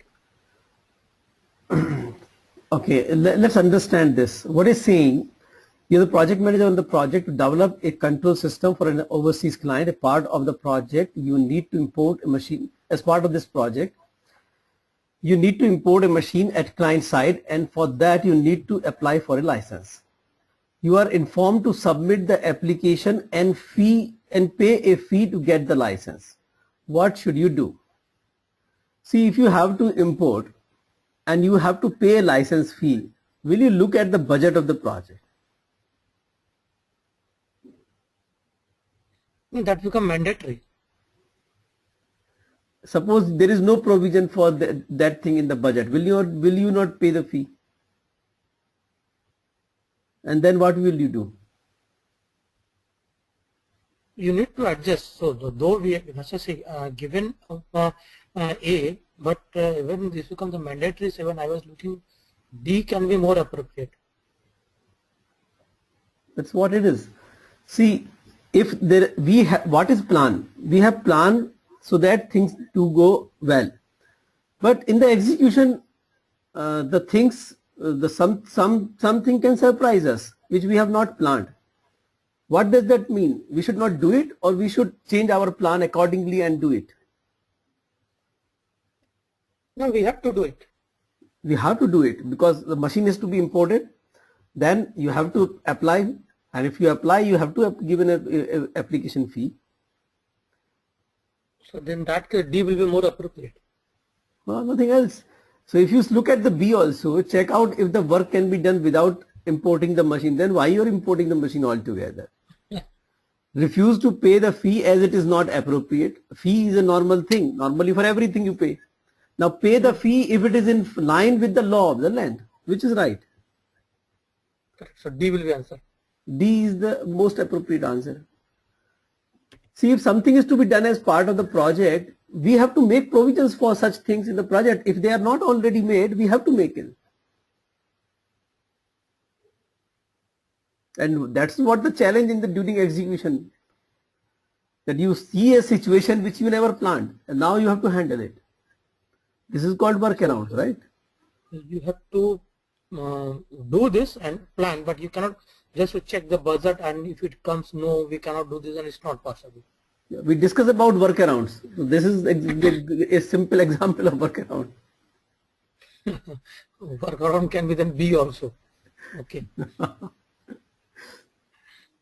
The workaround will be B also, but then I think there will be a big question of you importing the machine. How are you going to do the testing? How are you going to do that? Yes. So importing machine and the paying a fee, I am sure there will be a significant difference in the price in these two amounts.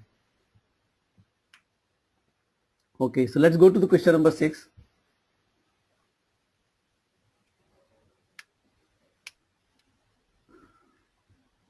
This is again we to discuss.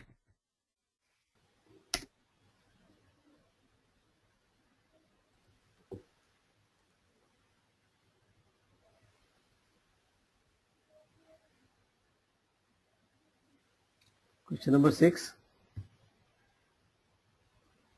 A or maybe B. Okay. Yeah, we need to discuss. Okay. So what is saying, project is of testing background and has managed only test, and you have managed on the project manager is a testing background and has managed only testing projects. He has been assigned a development project. Project manager has no idea of development methodology and complexity of of development projects. What should he do? So we'll discuss about this. You take up the assignment which are consistent with your background, skills and knowledge. So A says refuse the project and explain to his boss that it does not match with his skills. Looks like an appropriate answer. But let's look at B. Take up the project as the responsibility is given by the management. But management may not be aware about your background. They thought you will be able to do it. So that's why we say whenever there is a potential, you must disclose it. I discussed the example also. I have real part-time experience for this. I was working for the last company and I was in South Africa, and I'm totally development background. There was a huge project due to compliance came from for one of the banking company, and from client A, I was got almost about to complete my project. They deputed me to for the other bank as a project lead, the technical manager. So test manager basically. I told very clearly, see, I don't have this kind of experience. So how you want to do? No, you don't have to say anything to the client. I understand, but we'll give you support and we can do this. Because if you say to the client, that will be difficult. So there is nothing I could have done. So I accepted the project, and yeah, first 1 month it was difficult, but finally I was one of the very successful person completing the project. Yeah, that is great, but that's not a good idea actually. That's what we shouldn't have done. So that's because the vendor. You did the right thing, but your company didn't do. Yeah. The company must tell that okay, this is not. Maybe they can explain 100 things about it, that why you are still able to do it. I don't know. I think it was unethical. I think it was in this case in what Rajesh just said. I think it was not Rajesh was not at fault. I think it was unethical from the company point of view. Right. Exactly. No, it was from the company should have done because there was correctly. No choice, and that's the way they go. So these are normally shortcuts basically, which companies try. Yeah, real time when it happens, you need 10 guys. So in out of 10 guys, you need to show the client. So maybe you'll find 8, 9, then you fill with the 1 and 2 and say, yeah, I have complete number, you can go ahead. And then on the job, you train the person and get the task done. Though ethically it's not correct, but business wise they do. I mean, we do. So in this case, the normally see it's not about PMI code of conduct. It is a normal thing also. These things to be disclosed actually, and we should present our strength that why we think that it will still be manageable. Yes, yeah. I think we have another question. When we come, we'll discuss there. Yes. Accordingly. Let's go to 7th.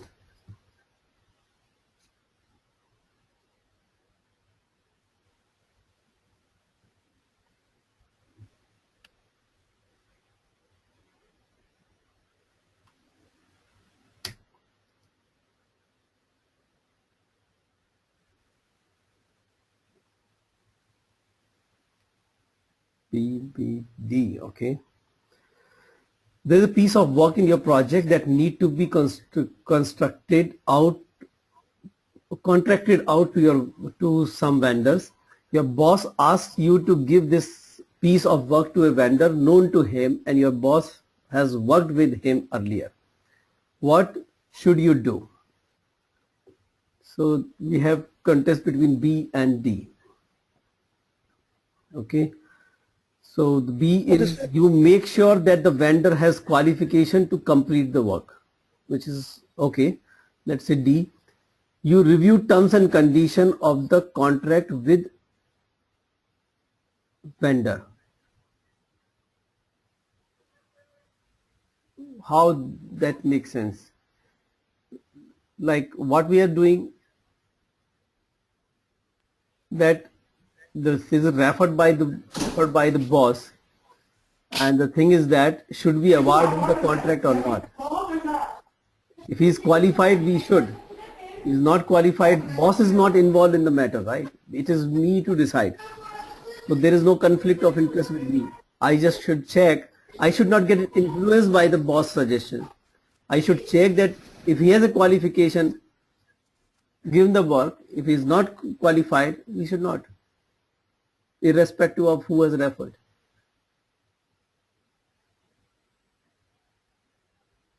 Isn't it? So B will be more appropriate. B is more appropriate.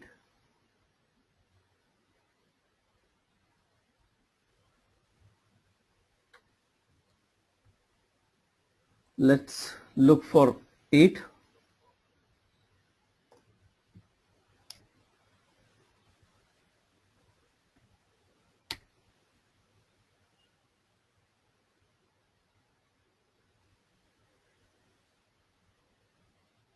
Eighth. I think I put before a question it's D. Okay. D. Okay.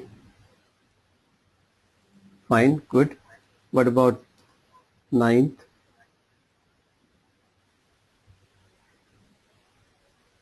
Scroll down. Yeah.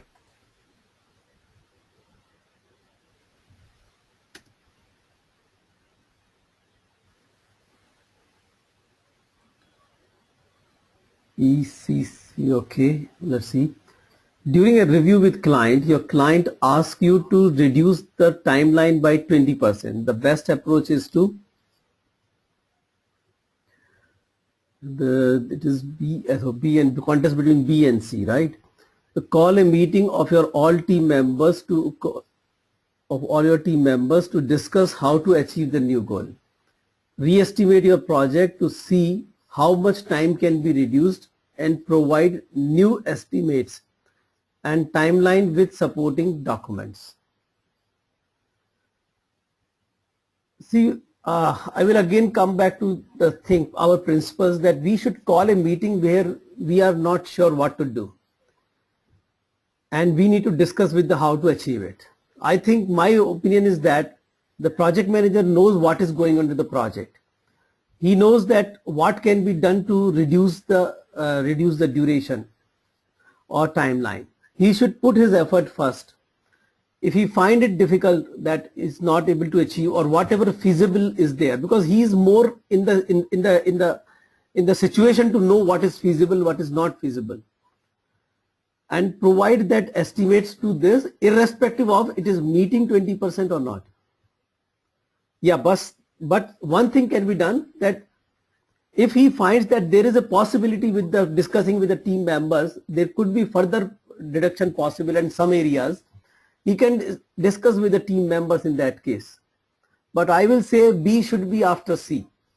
First, he should re-estimate himself, understand that it can be reduced, and then talk to the team members. We go to the team members only when we are run out of our options. Or we go for the meeting when we say we cannot do anything at our end. Then we go for meeting. Or I have done this much. Rest of the things let's do with the team members. Yes. And B is becoming like this, that a client has told us to do 20% reduction, and we are just working on for 20%. It may not be possible I can give the 20% before the 20% time.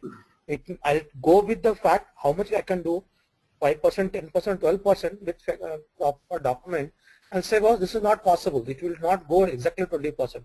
If it is possible, fine. Otherwise, we'll go with the proper documentation. That's right. So B can be done. I'm not totally against the B, but I will say should be after C. Whenever I have to do something, I should do whatever in my capacity, and then I say this much I cannot do. For that, I can call a meeting. That's my approach.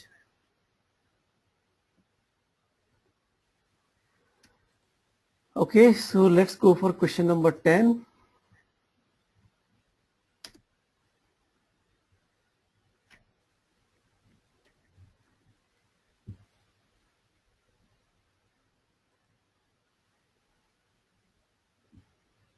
Ole, very good. Though this, I think ethically he has to change this the contract, cement. Though it is meeting the criteria, but always is appropriate. See, the thing is that whatever is decided earlier, follow that. If you want to make it, change the policy, change the rules and regulations, then follow this. You cannot have like this rule saying this, but I am also acceptable. If that is acceptable, then make the change the rule. No? No, and proper documented. Yes.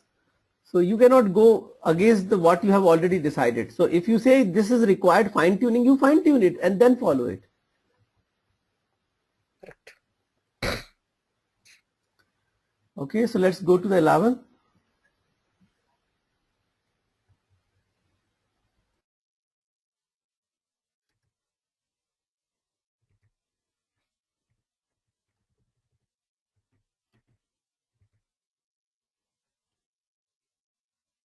Okay, that's great. What about 12th?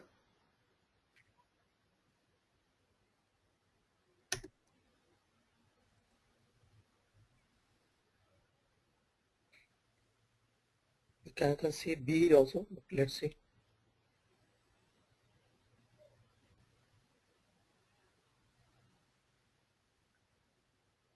Twelfth.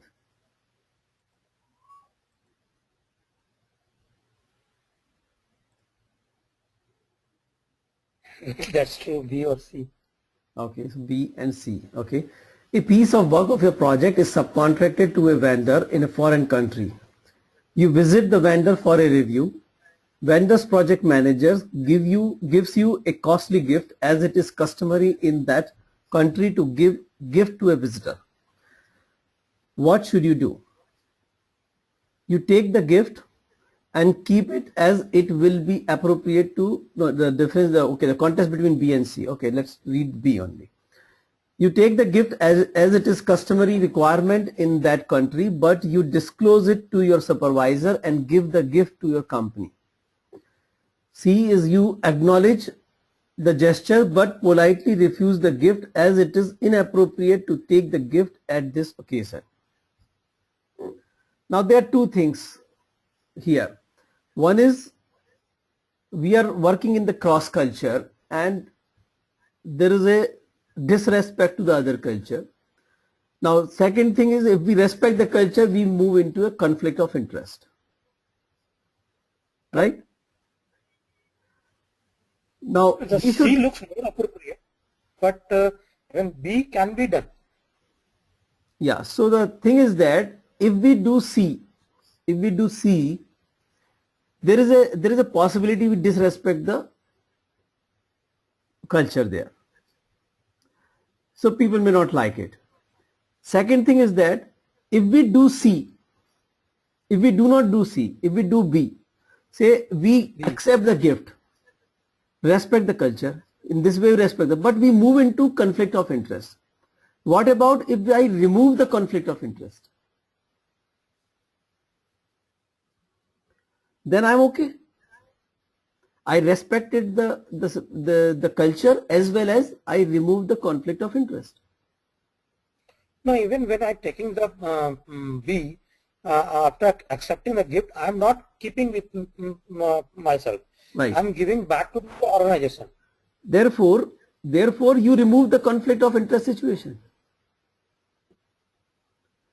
So you did both the things by selecting B. B will be then more appropriate then. Yeah, you respected the culture as well as removed the conflict. There is no conflict of interest because you give the gift. You didn't keep the gift with you. You give the gift to company. Both the things are uphold, right? Correct. Therefore, B is preferred over C. I tell you, in most of the organization, you see there is a gift disclosure policy. Yes, yes. Most of us may not know this, but every company, if it is a significant size, has a policy of gift disclosure. Means when you are official trip to some place, you get a gift. Basically, the rule says it is not your gift, it is actually company gift because you represent company. You should not keep it, you disclose it and give it to the company. Many times company auction such gifts. Like recently we saw Modi actually auctioned all the gifts he received in last 7, 8, 9 months. Correct.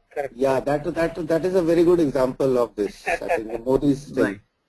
Right. So what is, he took the gift, he didn't refuse, but he gave the gift to he didn't keep the gift also. It's true. And he gave it to the government, though he's the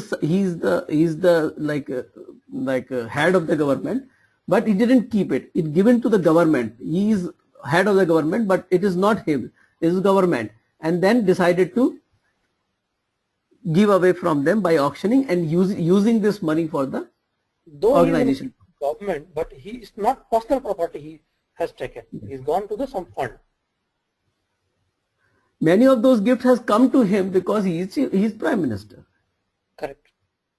So it doesn't belong to him, it belongs to government. Yep. Okay.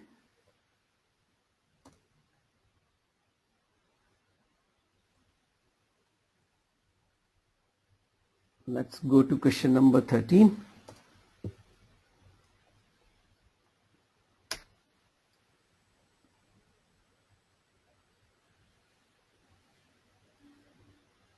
Or D, very good. Question number 14.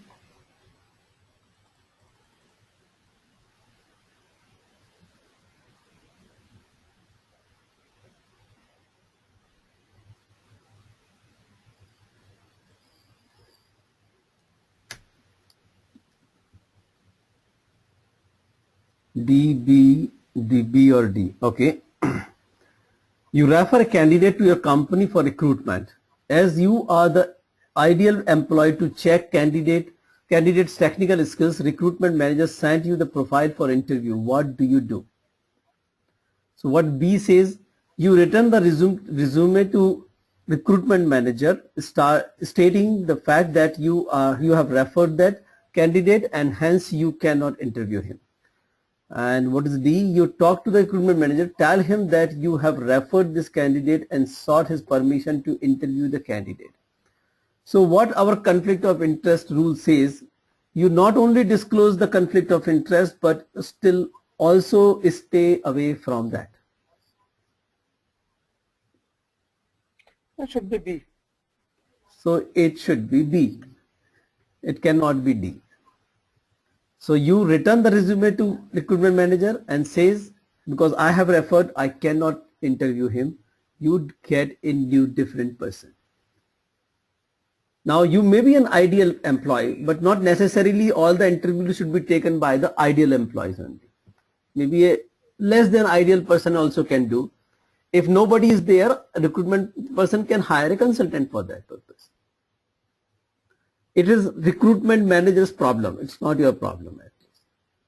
Your problem is that you should not be in conflict of interest. You should stay away.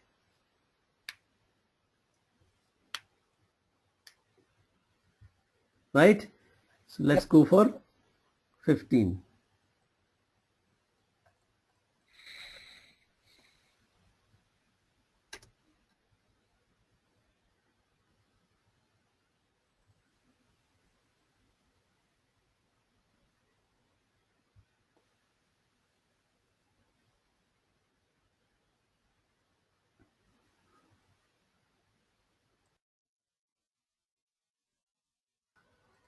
All B, that's great.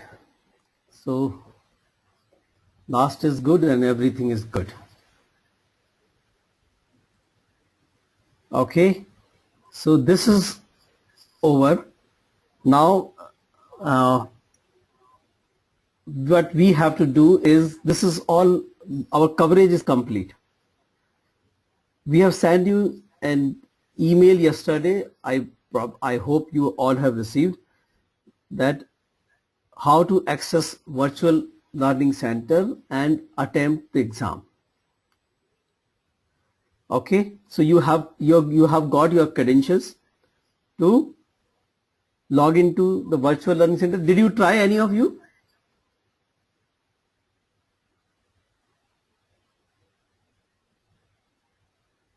No. Okay. What I do, I just explain you how you can access it. No. Okay. I just explain you how to access it, how to select your exam and give this exam. You are free to give this exam from now onwards till next Sunday. Please complete this in one shot of 4 hours. Secure 4 hours and do it. So I just show you how to do it.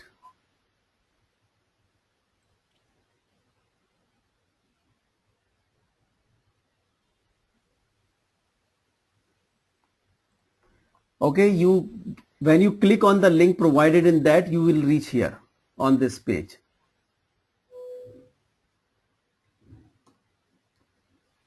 Give your username and password.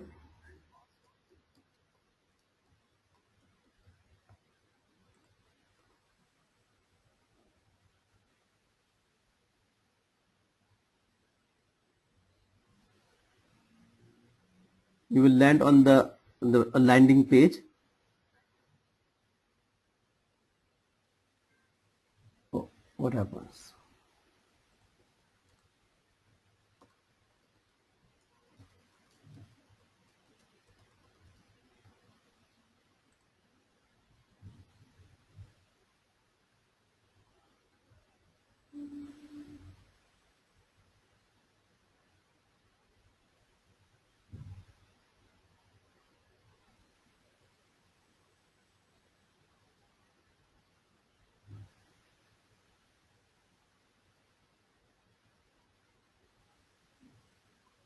Okay, so when you go onto the landing page, there are instructions given on the landing page itself. So there are instructions on the home page. There is a guidelines here. There is a PDF file. You can download and read it, how to access it. Okay. Now here you see 2 courses, but you will not see this course. I am able to see, but you will see only this course. This is meant for you. It is a post workshop. You click on this.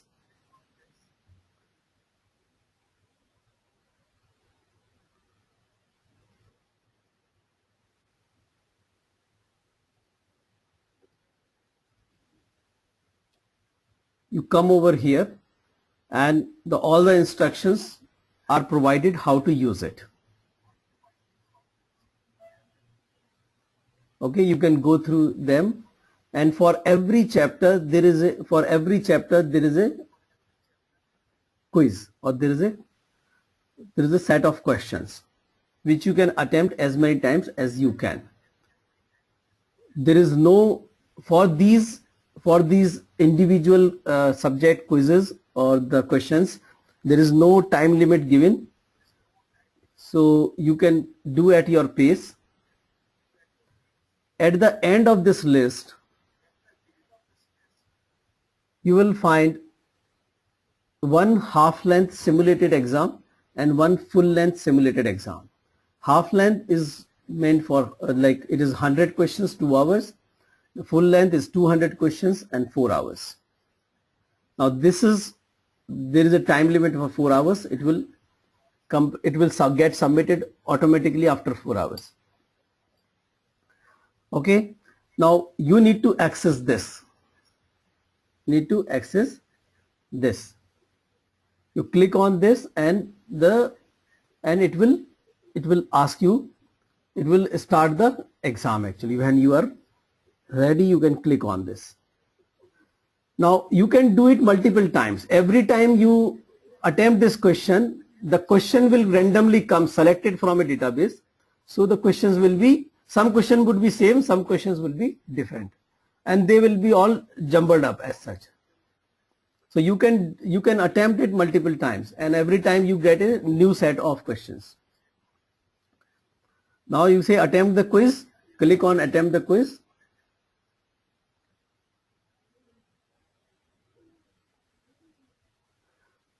The quiz has a time limit. Are you sure that you wish to start? You say start the attempt. If you are sure, you start the attempt, otherwise you can cancel it. Once it's started, it will get submitted automatically after 4 hours if you don't submit.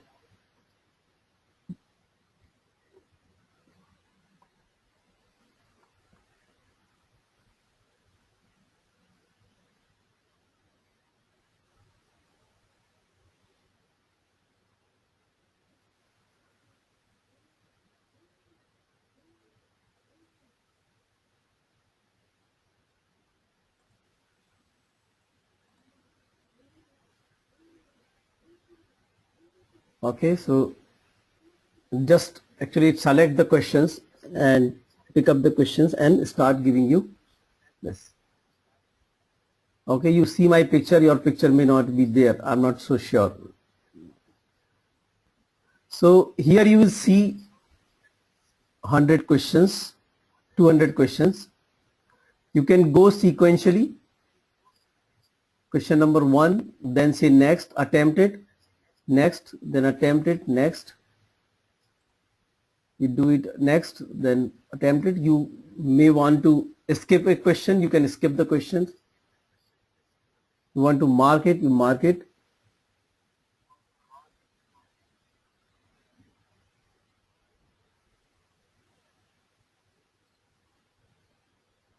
Okay, let's say you want to mark it. So selection criteria is an input to control the procurement, say mark it and say next.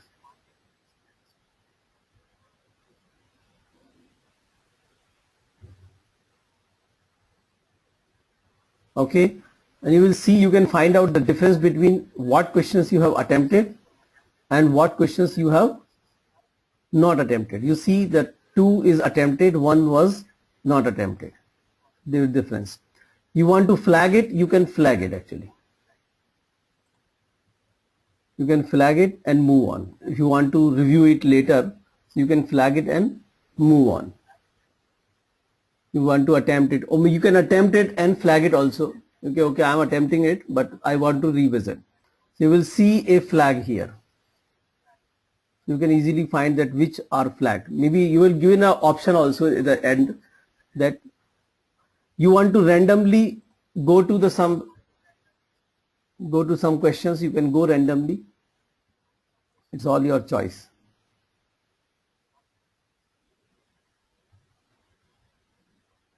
At the end, it will ask for finish the attempt, or any time when you are done, you can go to the finish attempt.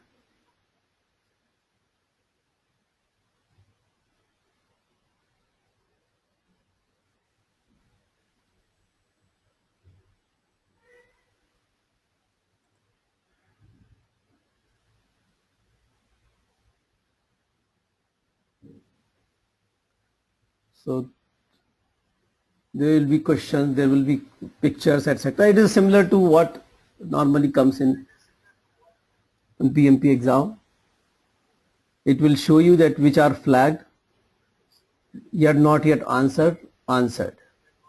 You can revisit by clicking them here or here.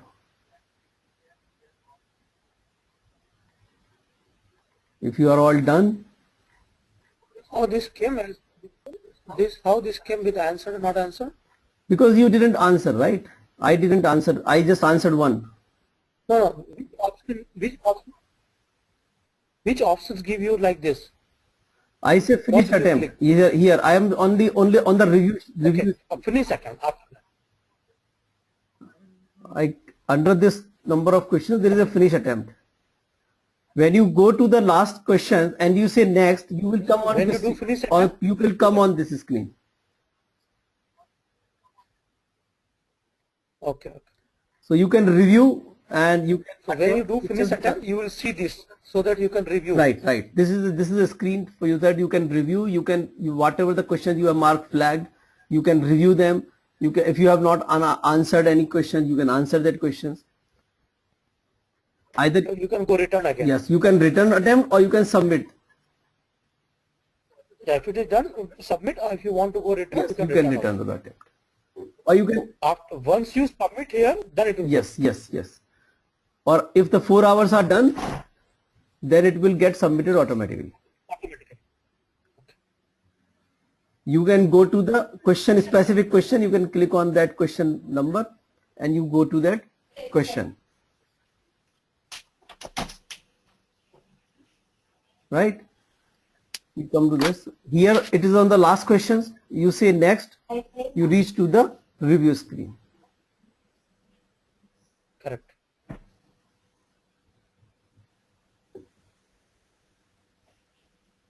Okay, when we take the actual exam in the testing center, Right. Is the user interface same there also, or it's The different? user interface not exactly same. Actually, they have make lot of revisions, and nobody will be able to tell you what exactly the thing is. But these features are available. You can mark for review. You can revisit. You know which questions you have marked, which question you have not marked. You can review all the questions. So all these facilities are there. Exact Yeah, view is not like that. What Vivek is showing, almost all features is there. Maybe it might have changed the front end or different way of coming, but all features you can mark, you can review, you can escape, you can come back and do that. Okay. So and one more thing, the actual tests are done at what? Prometric testing? Prometric testing. Okay. Okay. Rajesh is experienced one. Okay. Yeah. Sometime back, I think they have Pune PMP chapter has given a provision to give exam at Pune also. If this happens, he may not have to travel to Mumbai. No.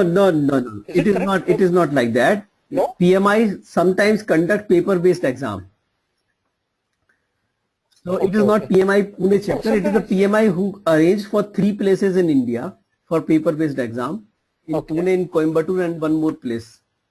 And so that was on a specific time, a specific date, a specific time. You have to go and give a paper-based exam. So it was a paper-based exam. Otherwise, for online exam, you have to travel to Mumbai from Pune.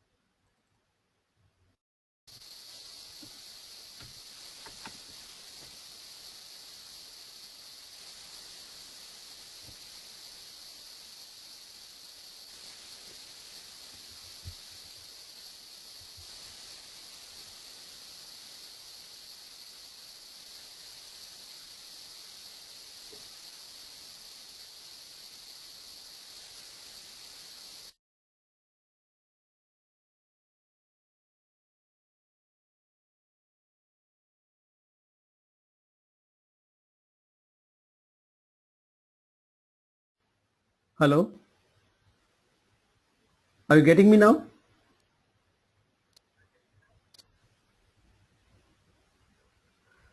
Yes. When you are done, you can submit all and finish. Your answer will be in front of you. Your score will be in front of you, and you can review all the questions with their answers and explanation given. If you face any challenge, please let me know.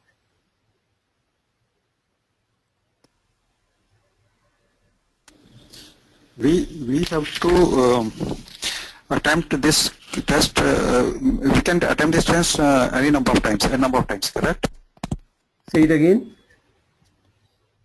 We can attempt this test any number of times. Any number of times, right? So basically, we have to finish one time at least before next Sunday, correct? Right, exactly. So at least once this of 200, we have to attempt at least once before the next by next Sunday, correct? And by Sunday, and after doing this till next 3 months, correct? Right. It is available for next 3 months up to. This is. Okay. And this recording is available. Vivek, Recording is all there till yesterday. The recording is there on the YouTube. The link is already sent to you. Okay, so we can attempt. Any restriction for this? As such, we have told that it is available for 3 months, but Okay. it is normally there. Okay. Yeah, it's normally like Yeah, this. We do not change. yeah, But we have the right, anytime we have to maintain something here and there, we may change it. So, but Okay. next 3 months we will definitely not touch it. Okay. Other recordings, One more thing. we normally do not make change until unless we face some problem, we will not make any change actually.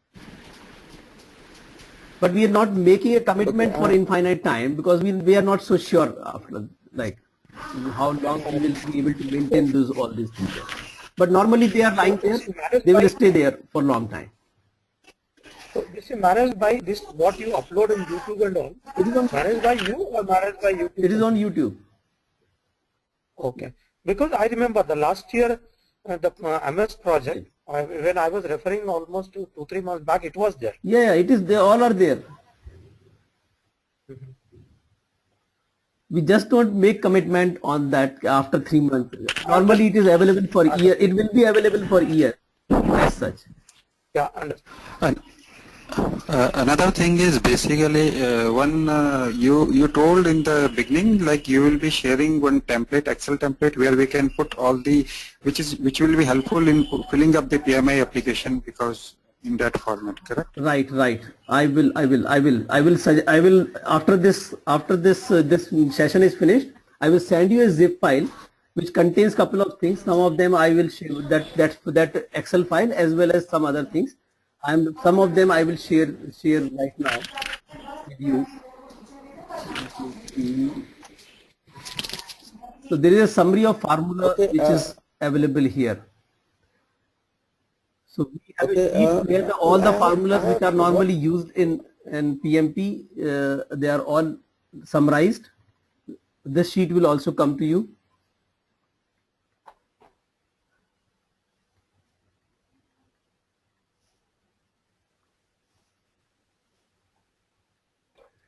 Okay. Vivek, you have given us one of the case study, though we could not have worked on this. Yes. So, do you want to discuss on this or I'll send you something? We can discuss. Actually, I thought you have not attempted it, so I didn't took up that. So, Vivek, what are we going to do next Saturday session? There is nothing to the next Saturday. Next Saturday actually I kept because people often postpone it, this exam. So I freeze the date. There is nothing to be like, there is no online session as such. I just kept it that if you have not getting any time anywhere, that 4-hour slot is for this purpose. You use that for that purpose. So that means next Saturday or Sunday we don't have a session. We just have to finish this exam. Yes. Right? There is no session. This is the last session basically. Okay, this is the last. Yes. But if we have any doubts, can I just contact you? I am available for email or phone. For doubts, I am available for hours. Okay. For further study, you can use these things. So if you want to learn project management, I will suggest there is a Kasner's book, Harold Kasner's book, which is quite detailed and very like basic things are explained there. So it's pretty good book to understand project management. This book is also good, a managerial approach by Meredith and Mental, and another for PMP exam book, I will say you use our virtual center. You can take this book or you can get this book, refer this book. This is quite good, very close to exam. Head First is also good, is a good book. Especially Rita Mulcahy, I have tried. This is a very good book, for example. Which one? Rita Mulcahy. Yeah. Yes. And Head First is also good, especially it is available in India. Other books are not, there is no Indian version. Head First has an Indian version which is available in 500, 600, 700 rupees. Rita will cost you around somewhere 4,000, 4,000 plus. Yes, because there is no Indian version for that. Correct. So these books are normally sufficient, plus I am going to give you a schedule of preparation, and that schedule for preparation looks like this. It's a very simple one, but if you follow it, you will complete your studies within a month.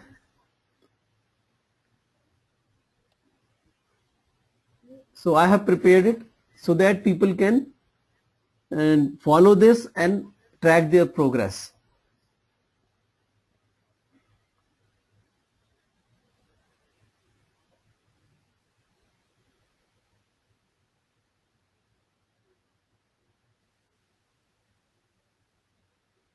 Only 1 minute.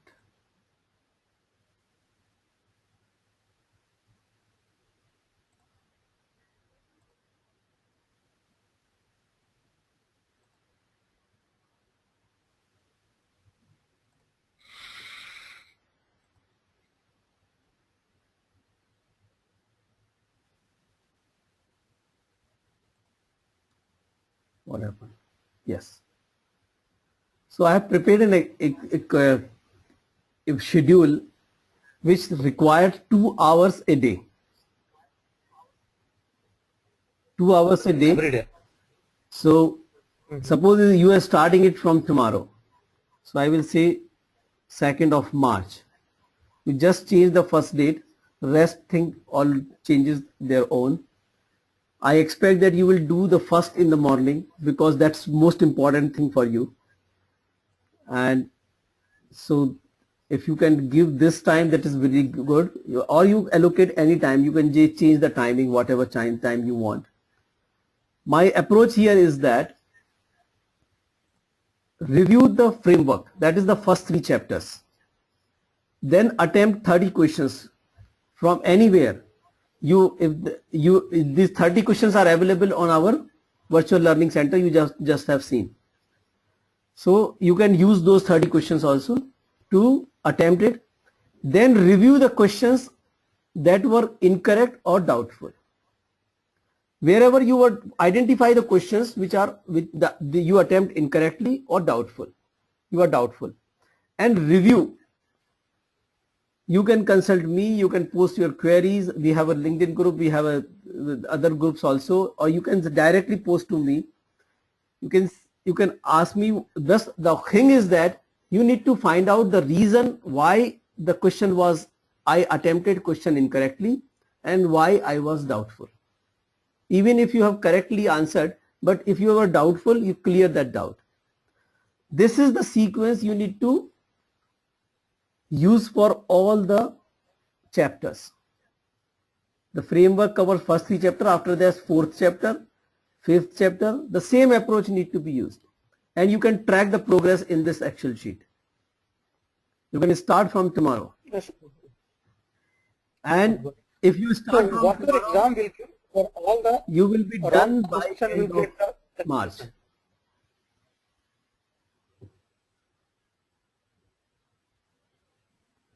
I think you will be well prepared by end of March. It requires 2 hours a day. I will send you this also, and you can track progress in this column.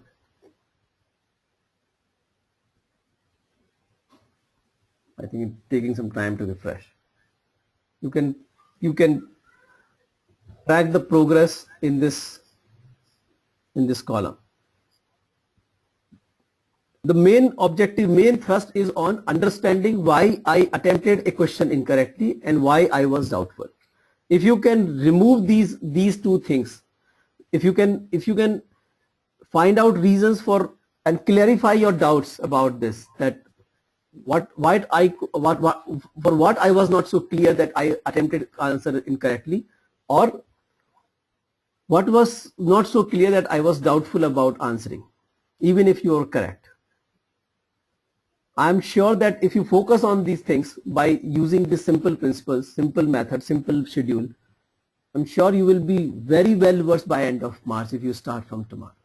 It doesn't take more than a month. It is less than a month schedule.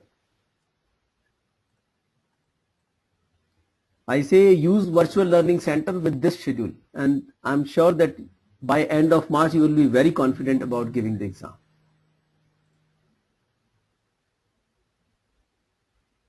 And virtual learning center for all wrong exam will get explanation, correct? Yes, you have explanation for all the question, even if you attempt rightly or incorrectly, rightly or wrongly. Okay.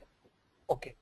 So while doing practice without timing, so after doing each question, even correct or wrong, we can go and Right. see the justification Correct. details. Yes. That's the purpose. Purpose is this. Review the chapter, consult me, post your queries, and clear the doubts. This is the purpose. No doubt should be there. You should clarify all the doubts. Write to me, I will answer your all the questions. And you start from tomorrow, because if you start late, you will start, see, this momentum is already set by this workshop. Now if you delay it, you will start losing this momentum, and you have to put more effort. The least effort you have to put, if you want to put, you have to start right now. No, that's very true. For the exam purpose, whoever it is targeting. So for this, if you lose this momentum, then it's very difficult. I remember when I have done in 2011 with PMP training and all. So out of 12, only 3 of us able to clear, because 3 continued. Who had, okay, I'll do later on further. Few or 2 of them even done the second time training and then they clear. So this momentum is gone, difficult.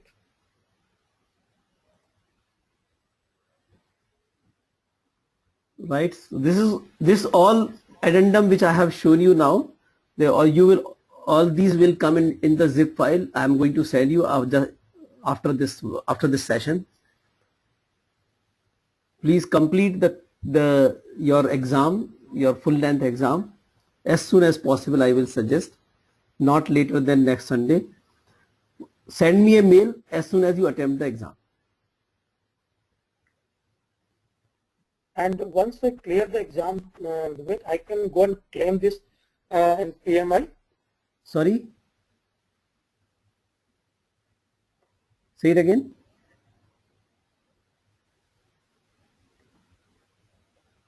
Rajesh?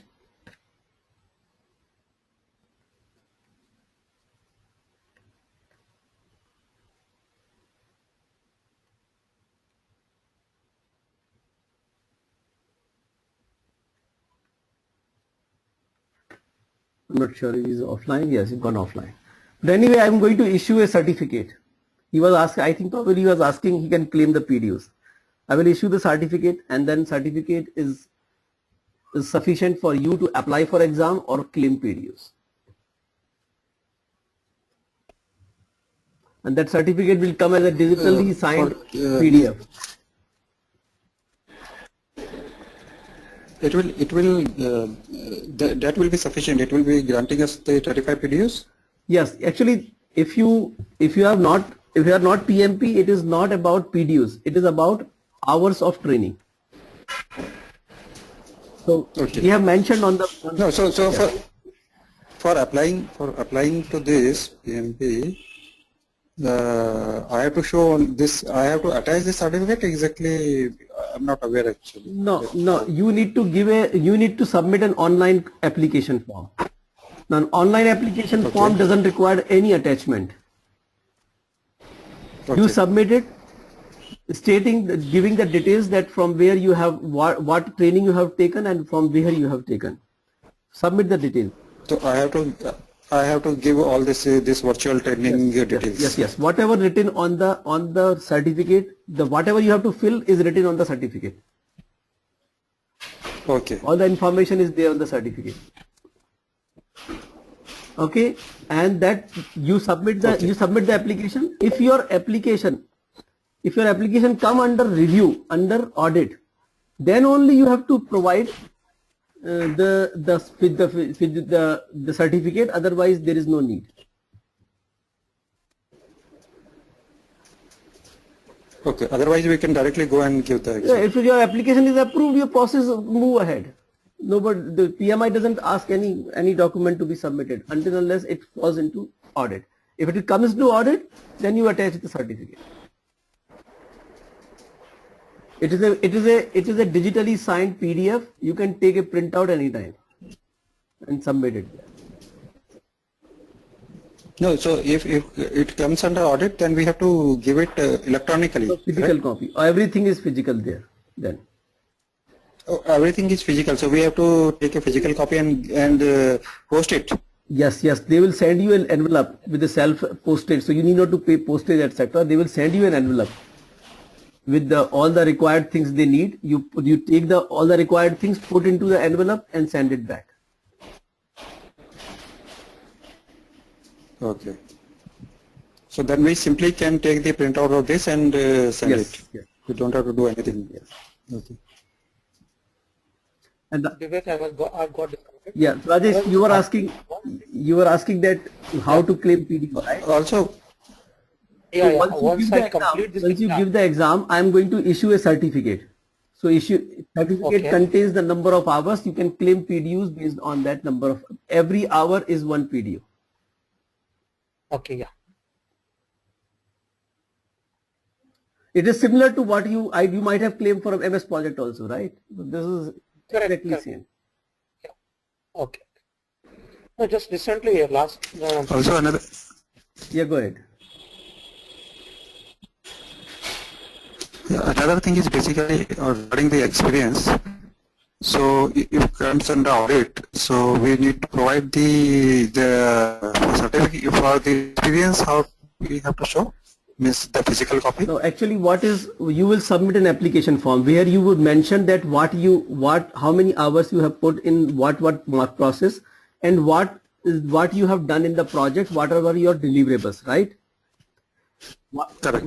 The same thing you have to have on papers, and somebody in your team, your maybe supervisor, your team members, somebody has to stand for you, sign on that paper, says what you have written is right.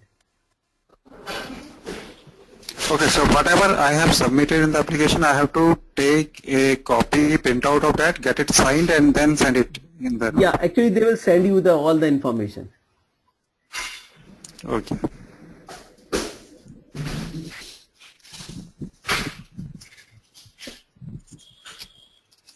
The form again, you have exactly the way what section is worked, and accordingly you have to prepare the form. Sorry, Rajesh, I didn't get you. So I think for the form, the PMP form, for each project, okay, when it started, Yes. when it was completed, which planning, how much hours you give, so you hours, description will be there. Again, the next project end date, your role, then you have to give all the details of the organization and all, and then the project detail, initiation of how much hours was there, planning how much it was, execution how much, closing how much. Sometimes it will happen. Some section you have not done all the section, so you have to fill what are the relevant. To documenting that, I will send you an Excel anyway. So you can document all their experience in Excel. Once you are sure that this is fine, then you apply online. Yeah, basically a little bit to do the homework in Excel sheet. Yeah.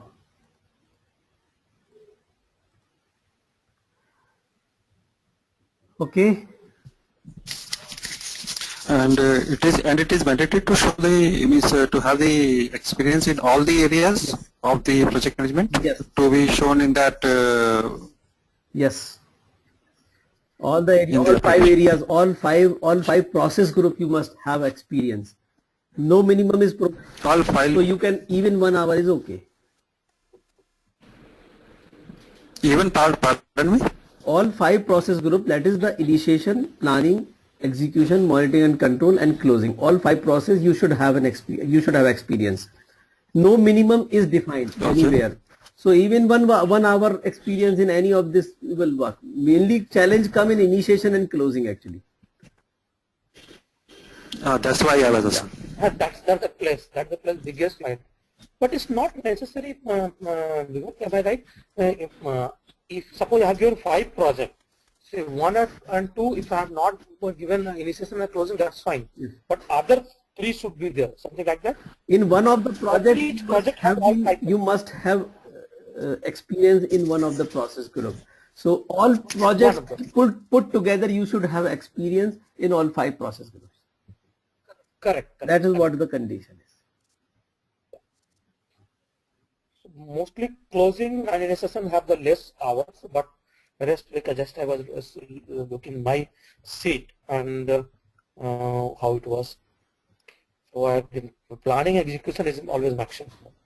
Or anytime you have confusion, I am available. And what about not? Sorry.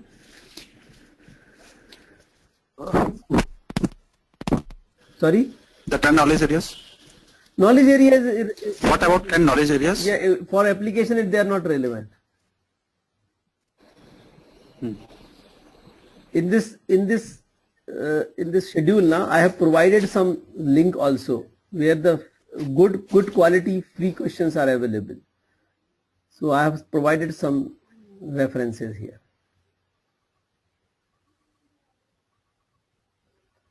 So this you can refer this. One is our thing is, another is I think these questions are quite good. You can attempt them also. Okay. And you're sharing the list of the name of books also, correct? List of, sorry? You have shown me one document that what are the books has to refer. Right. So mainly it is, you will be sending that, right? I normally suggest you take only 2 books and read it thoroughly, focus on filling the gaps. So attempt question to identify gaps and then review the chapters to fill the gaps. This approach you take for every chapter and then things are done. Otherwise, in my opinion, if you take these 2 books, good enough. If you can refer these 2 books plus these 3 things are good enough for you. Plus our slides are there. This our handout is there. So handout is a good way to review the chapter because all essential things are mentioned there.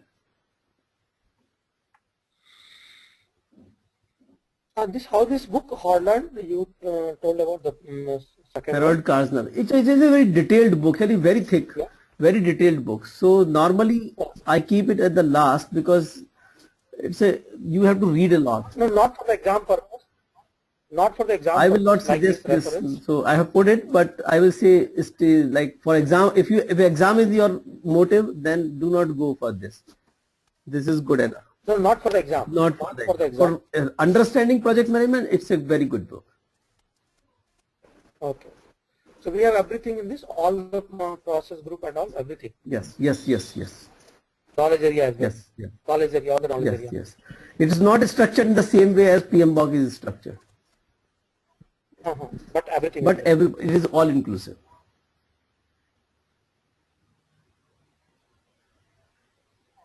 I was looking for something good for the risk management. No, there are a lot of case study etc. are given in that box. So that way it is good. Understanding project management is very good book. Okay.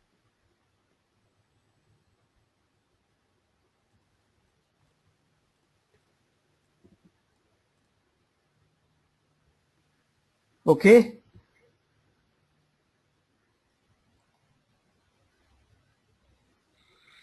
So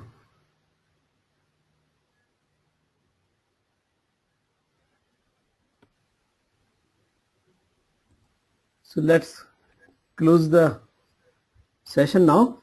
If you have any question anytime, feel free to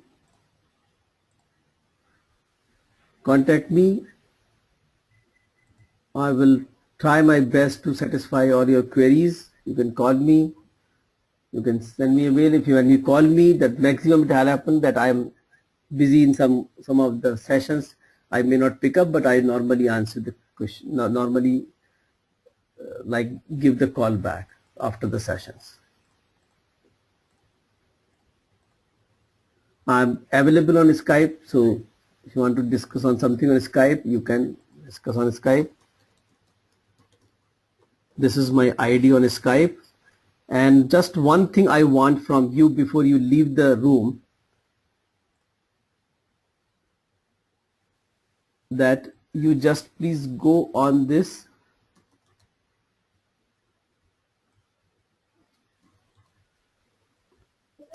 Your Skype ID, where is that visible? Because the chat box. I'm having The chat box. Okay. And I request you it will take just 5 minutes.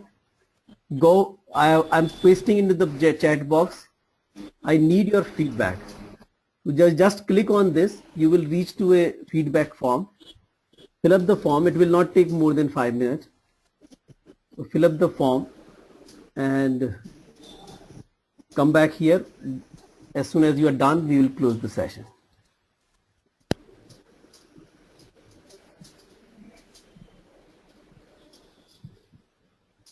That is the last ritual of this workshop.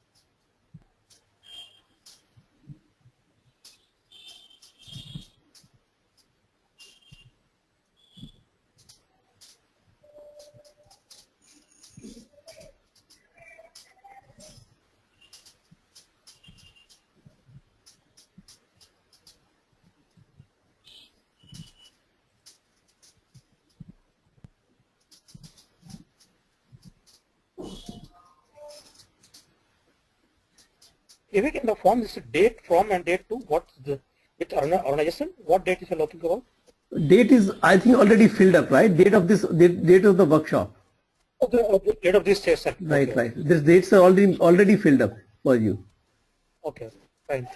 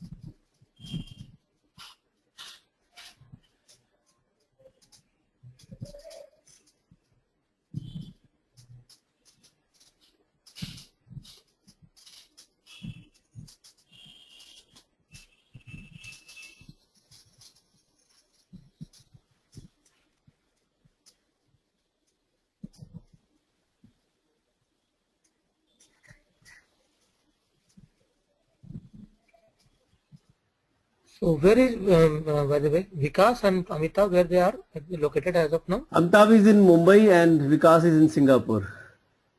Oh, okay. Hi Vikas, we have not had the introduction. I think just Hi Rajesh. Amitabh. Hi. Actually, I was Vivek. I was referred to this by one colleague of mine, Nadeem Patel. Yeah. He did. He was originally from Bombay, but now he is in Singapore. Right. So he works in the same company, and he was praising you a lot. He keep asking a lot of questions to me. Even when he faced some problem in his projects, he normally asks question to me. We keep like we are always connected on Skype, so he always Yeah.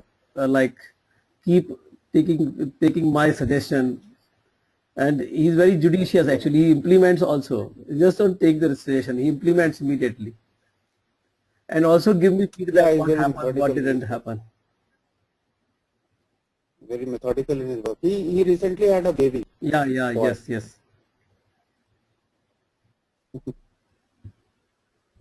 I had And we were also recommending your this MS project Yeah, this session. I think you train on Microsoft project also, right? correct. That also we do regularly, online and classroom both. Okay, I think on a later date, maybe after I finish my PMP, I'll join that, Yes. because so far I feel that there are many features in Microsoft project which I don't think I'm able to utilize, So that happens with most of the people. because I more or less end up using Microsoft project like Microsoft Excel. Yes. That is the problem. People often use it like an Excel and keep doing several things which a project can do, but they don't know about it.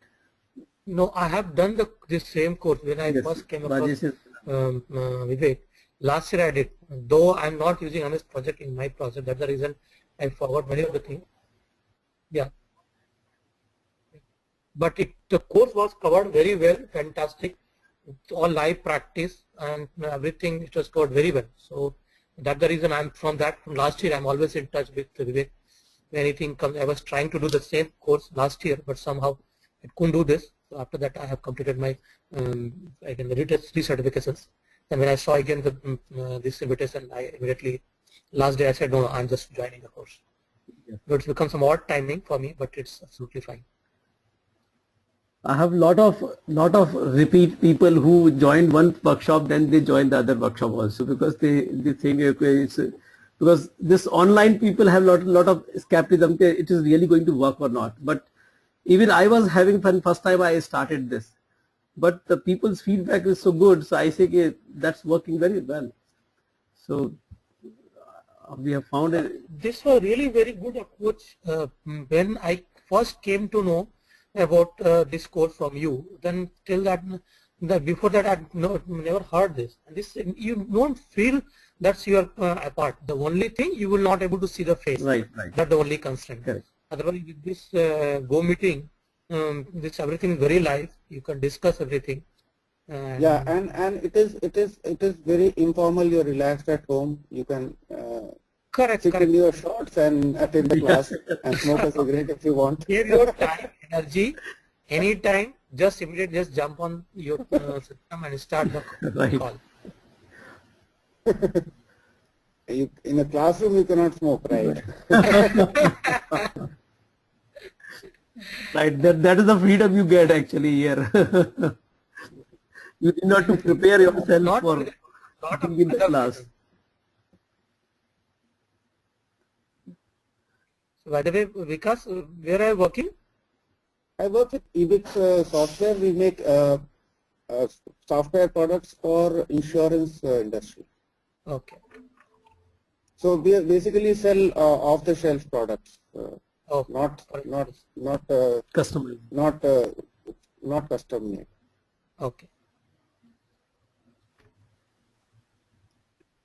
But yeah, there are customizations based on countries, and because different countries have different regulations. But otherwise, the product is generic. So generally applied for all the countries, or Yeah, for insurance industry, as long as, because different countries have different regulations for insurance for different products, right? Life or life insurance or medical or property liability casualty. So these laws are different. So those are custom versions, and the languages, because we cater with my software. One of the products that I work on is it has 54 languages, supports 54 languages. So that becomes a challenge. So basically, what is your role? You as a project manager or some technical? My designation is I'm a senior product manager here. Okay. So I actually have handle product range which deals with the domain of property and liability. Property and casualty also it is called. That is my domain. So these products will be insurance has a it's a specific vertical of insurance. So there are 7 or 8 different products which it is you can say equivalent to a program manager kind of a position I am into. Understand. Yeah. What I will do, I will connect you all on one of the through by sending an email, etc. And also maybe I have created a WhatsApp group some time back, not so active, but I will like connect you through this. So we'll keep talking on that through that group. I think because I've seen the WhatsApp is quite handy to people, always on the hand. So you can throw the questions also there whenever you or you need any help, you can throw that. Maybe the other people also hear about that, and we can keep interacting. Right? We have already overrun of half an hour today, so I think we should now close this. Okay. Yeah. Yes. Okay. Thank you very much being here and Thank you. join through this workshop. Trusted us.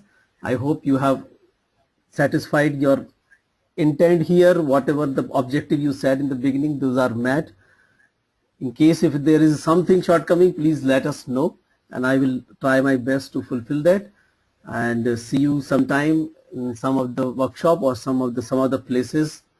I think the world is very small nowadays, so you never know when you're meeting each other. Right? World is very small. Yeah, world is very small nowadays. So see you sometime, somewhere. Thank you very much being here and submitting the feedback also very quickly. Thanks a lot. Thank you. Thanks, Vivek. Yeah, we'll be in touch. Yes, stay in touch. Bye-bye. Yeah. And Thank you. Thanks. Bye, Vivek. wish you all the best. Bye-bye. Wish you all the best Bye. for your future careers and the exam. Thank you. Bye. Thank you. Bye-bye.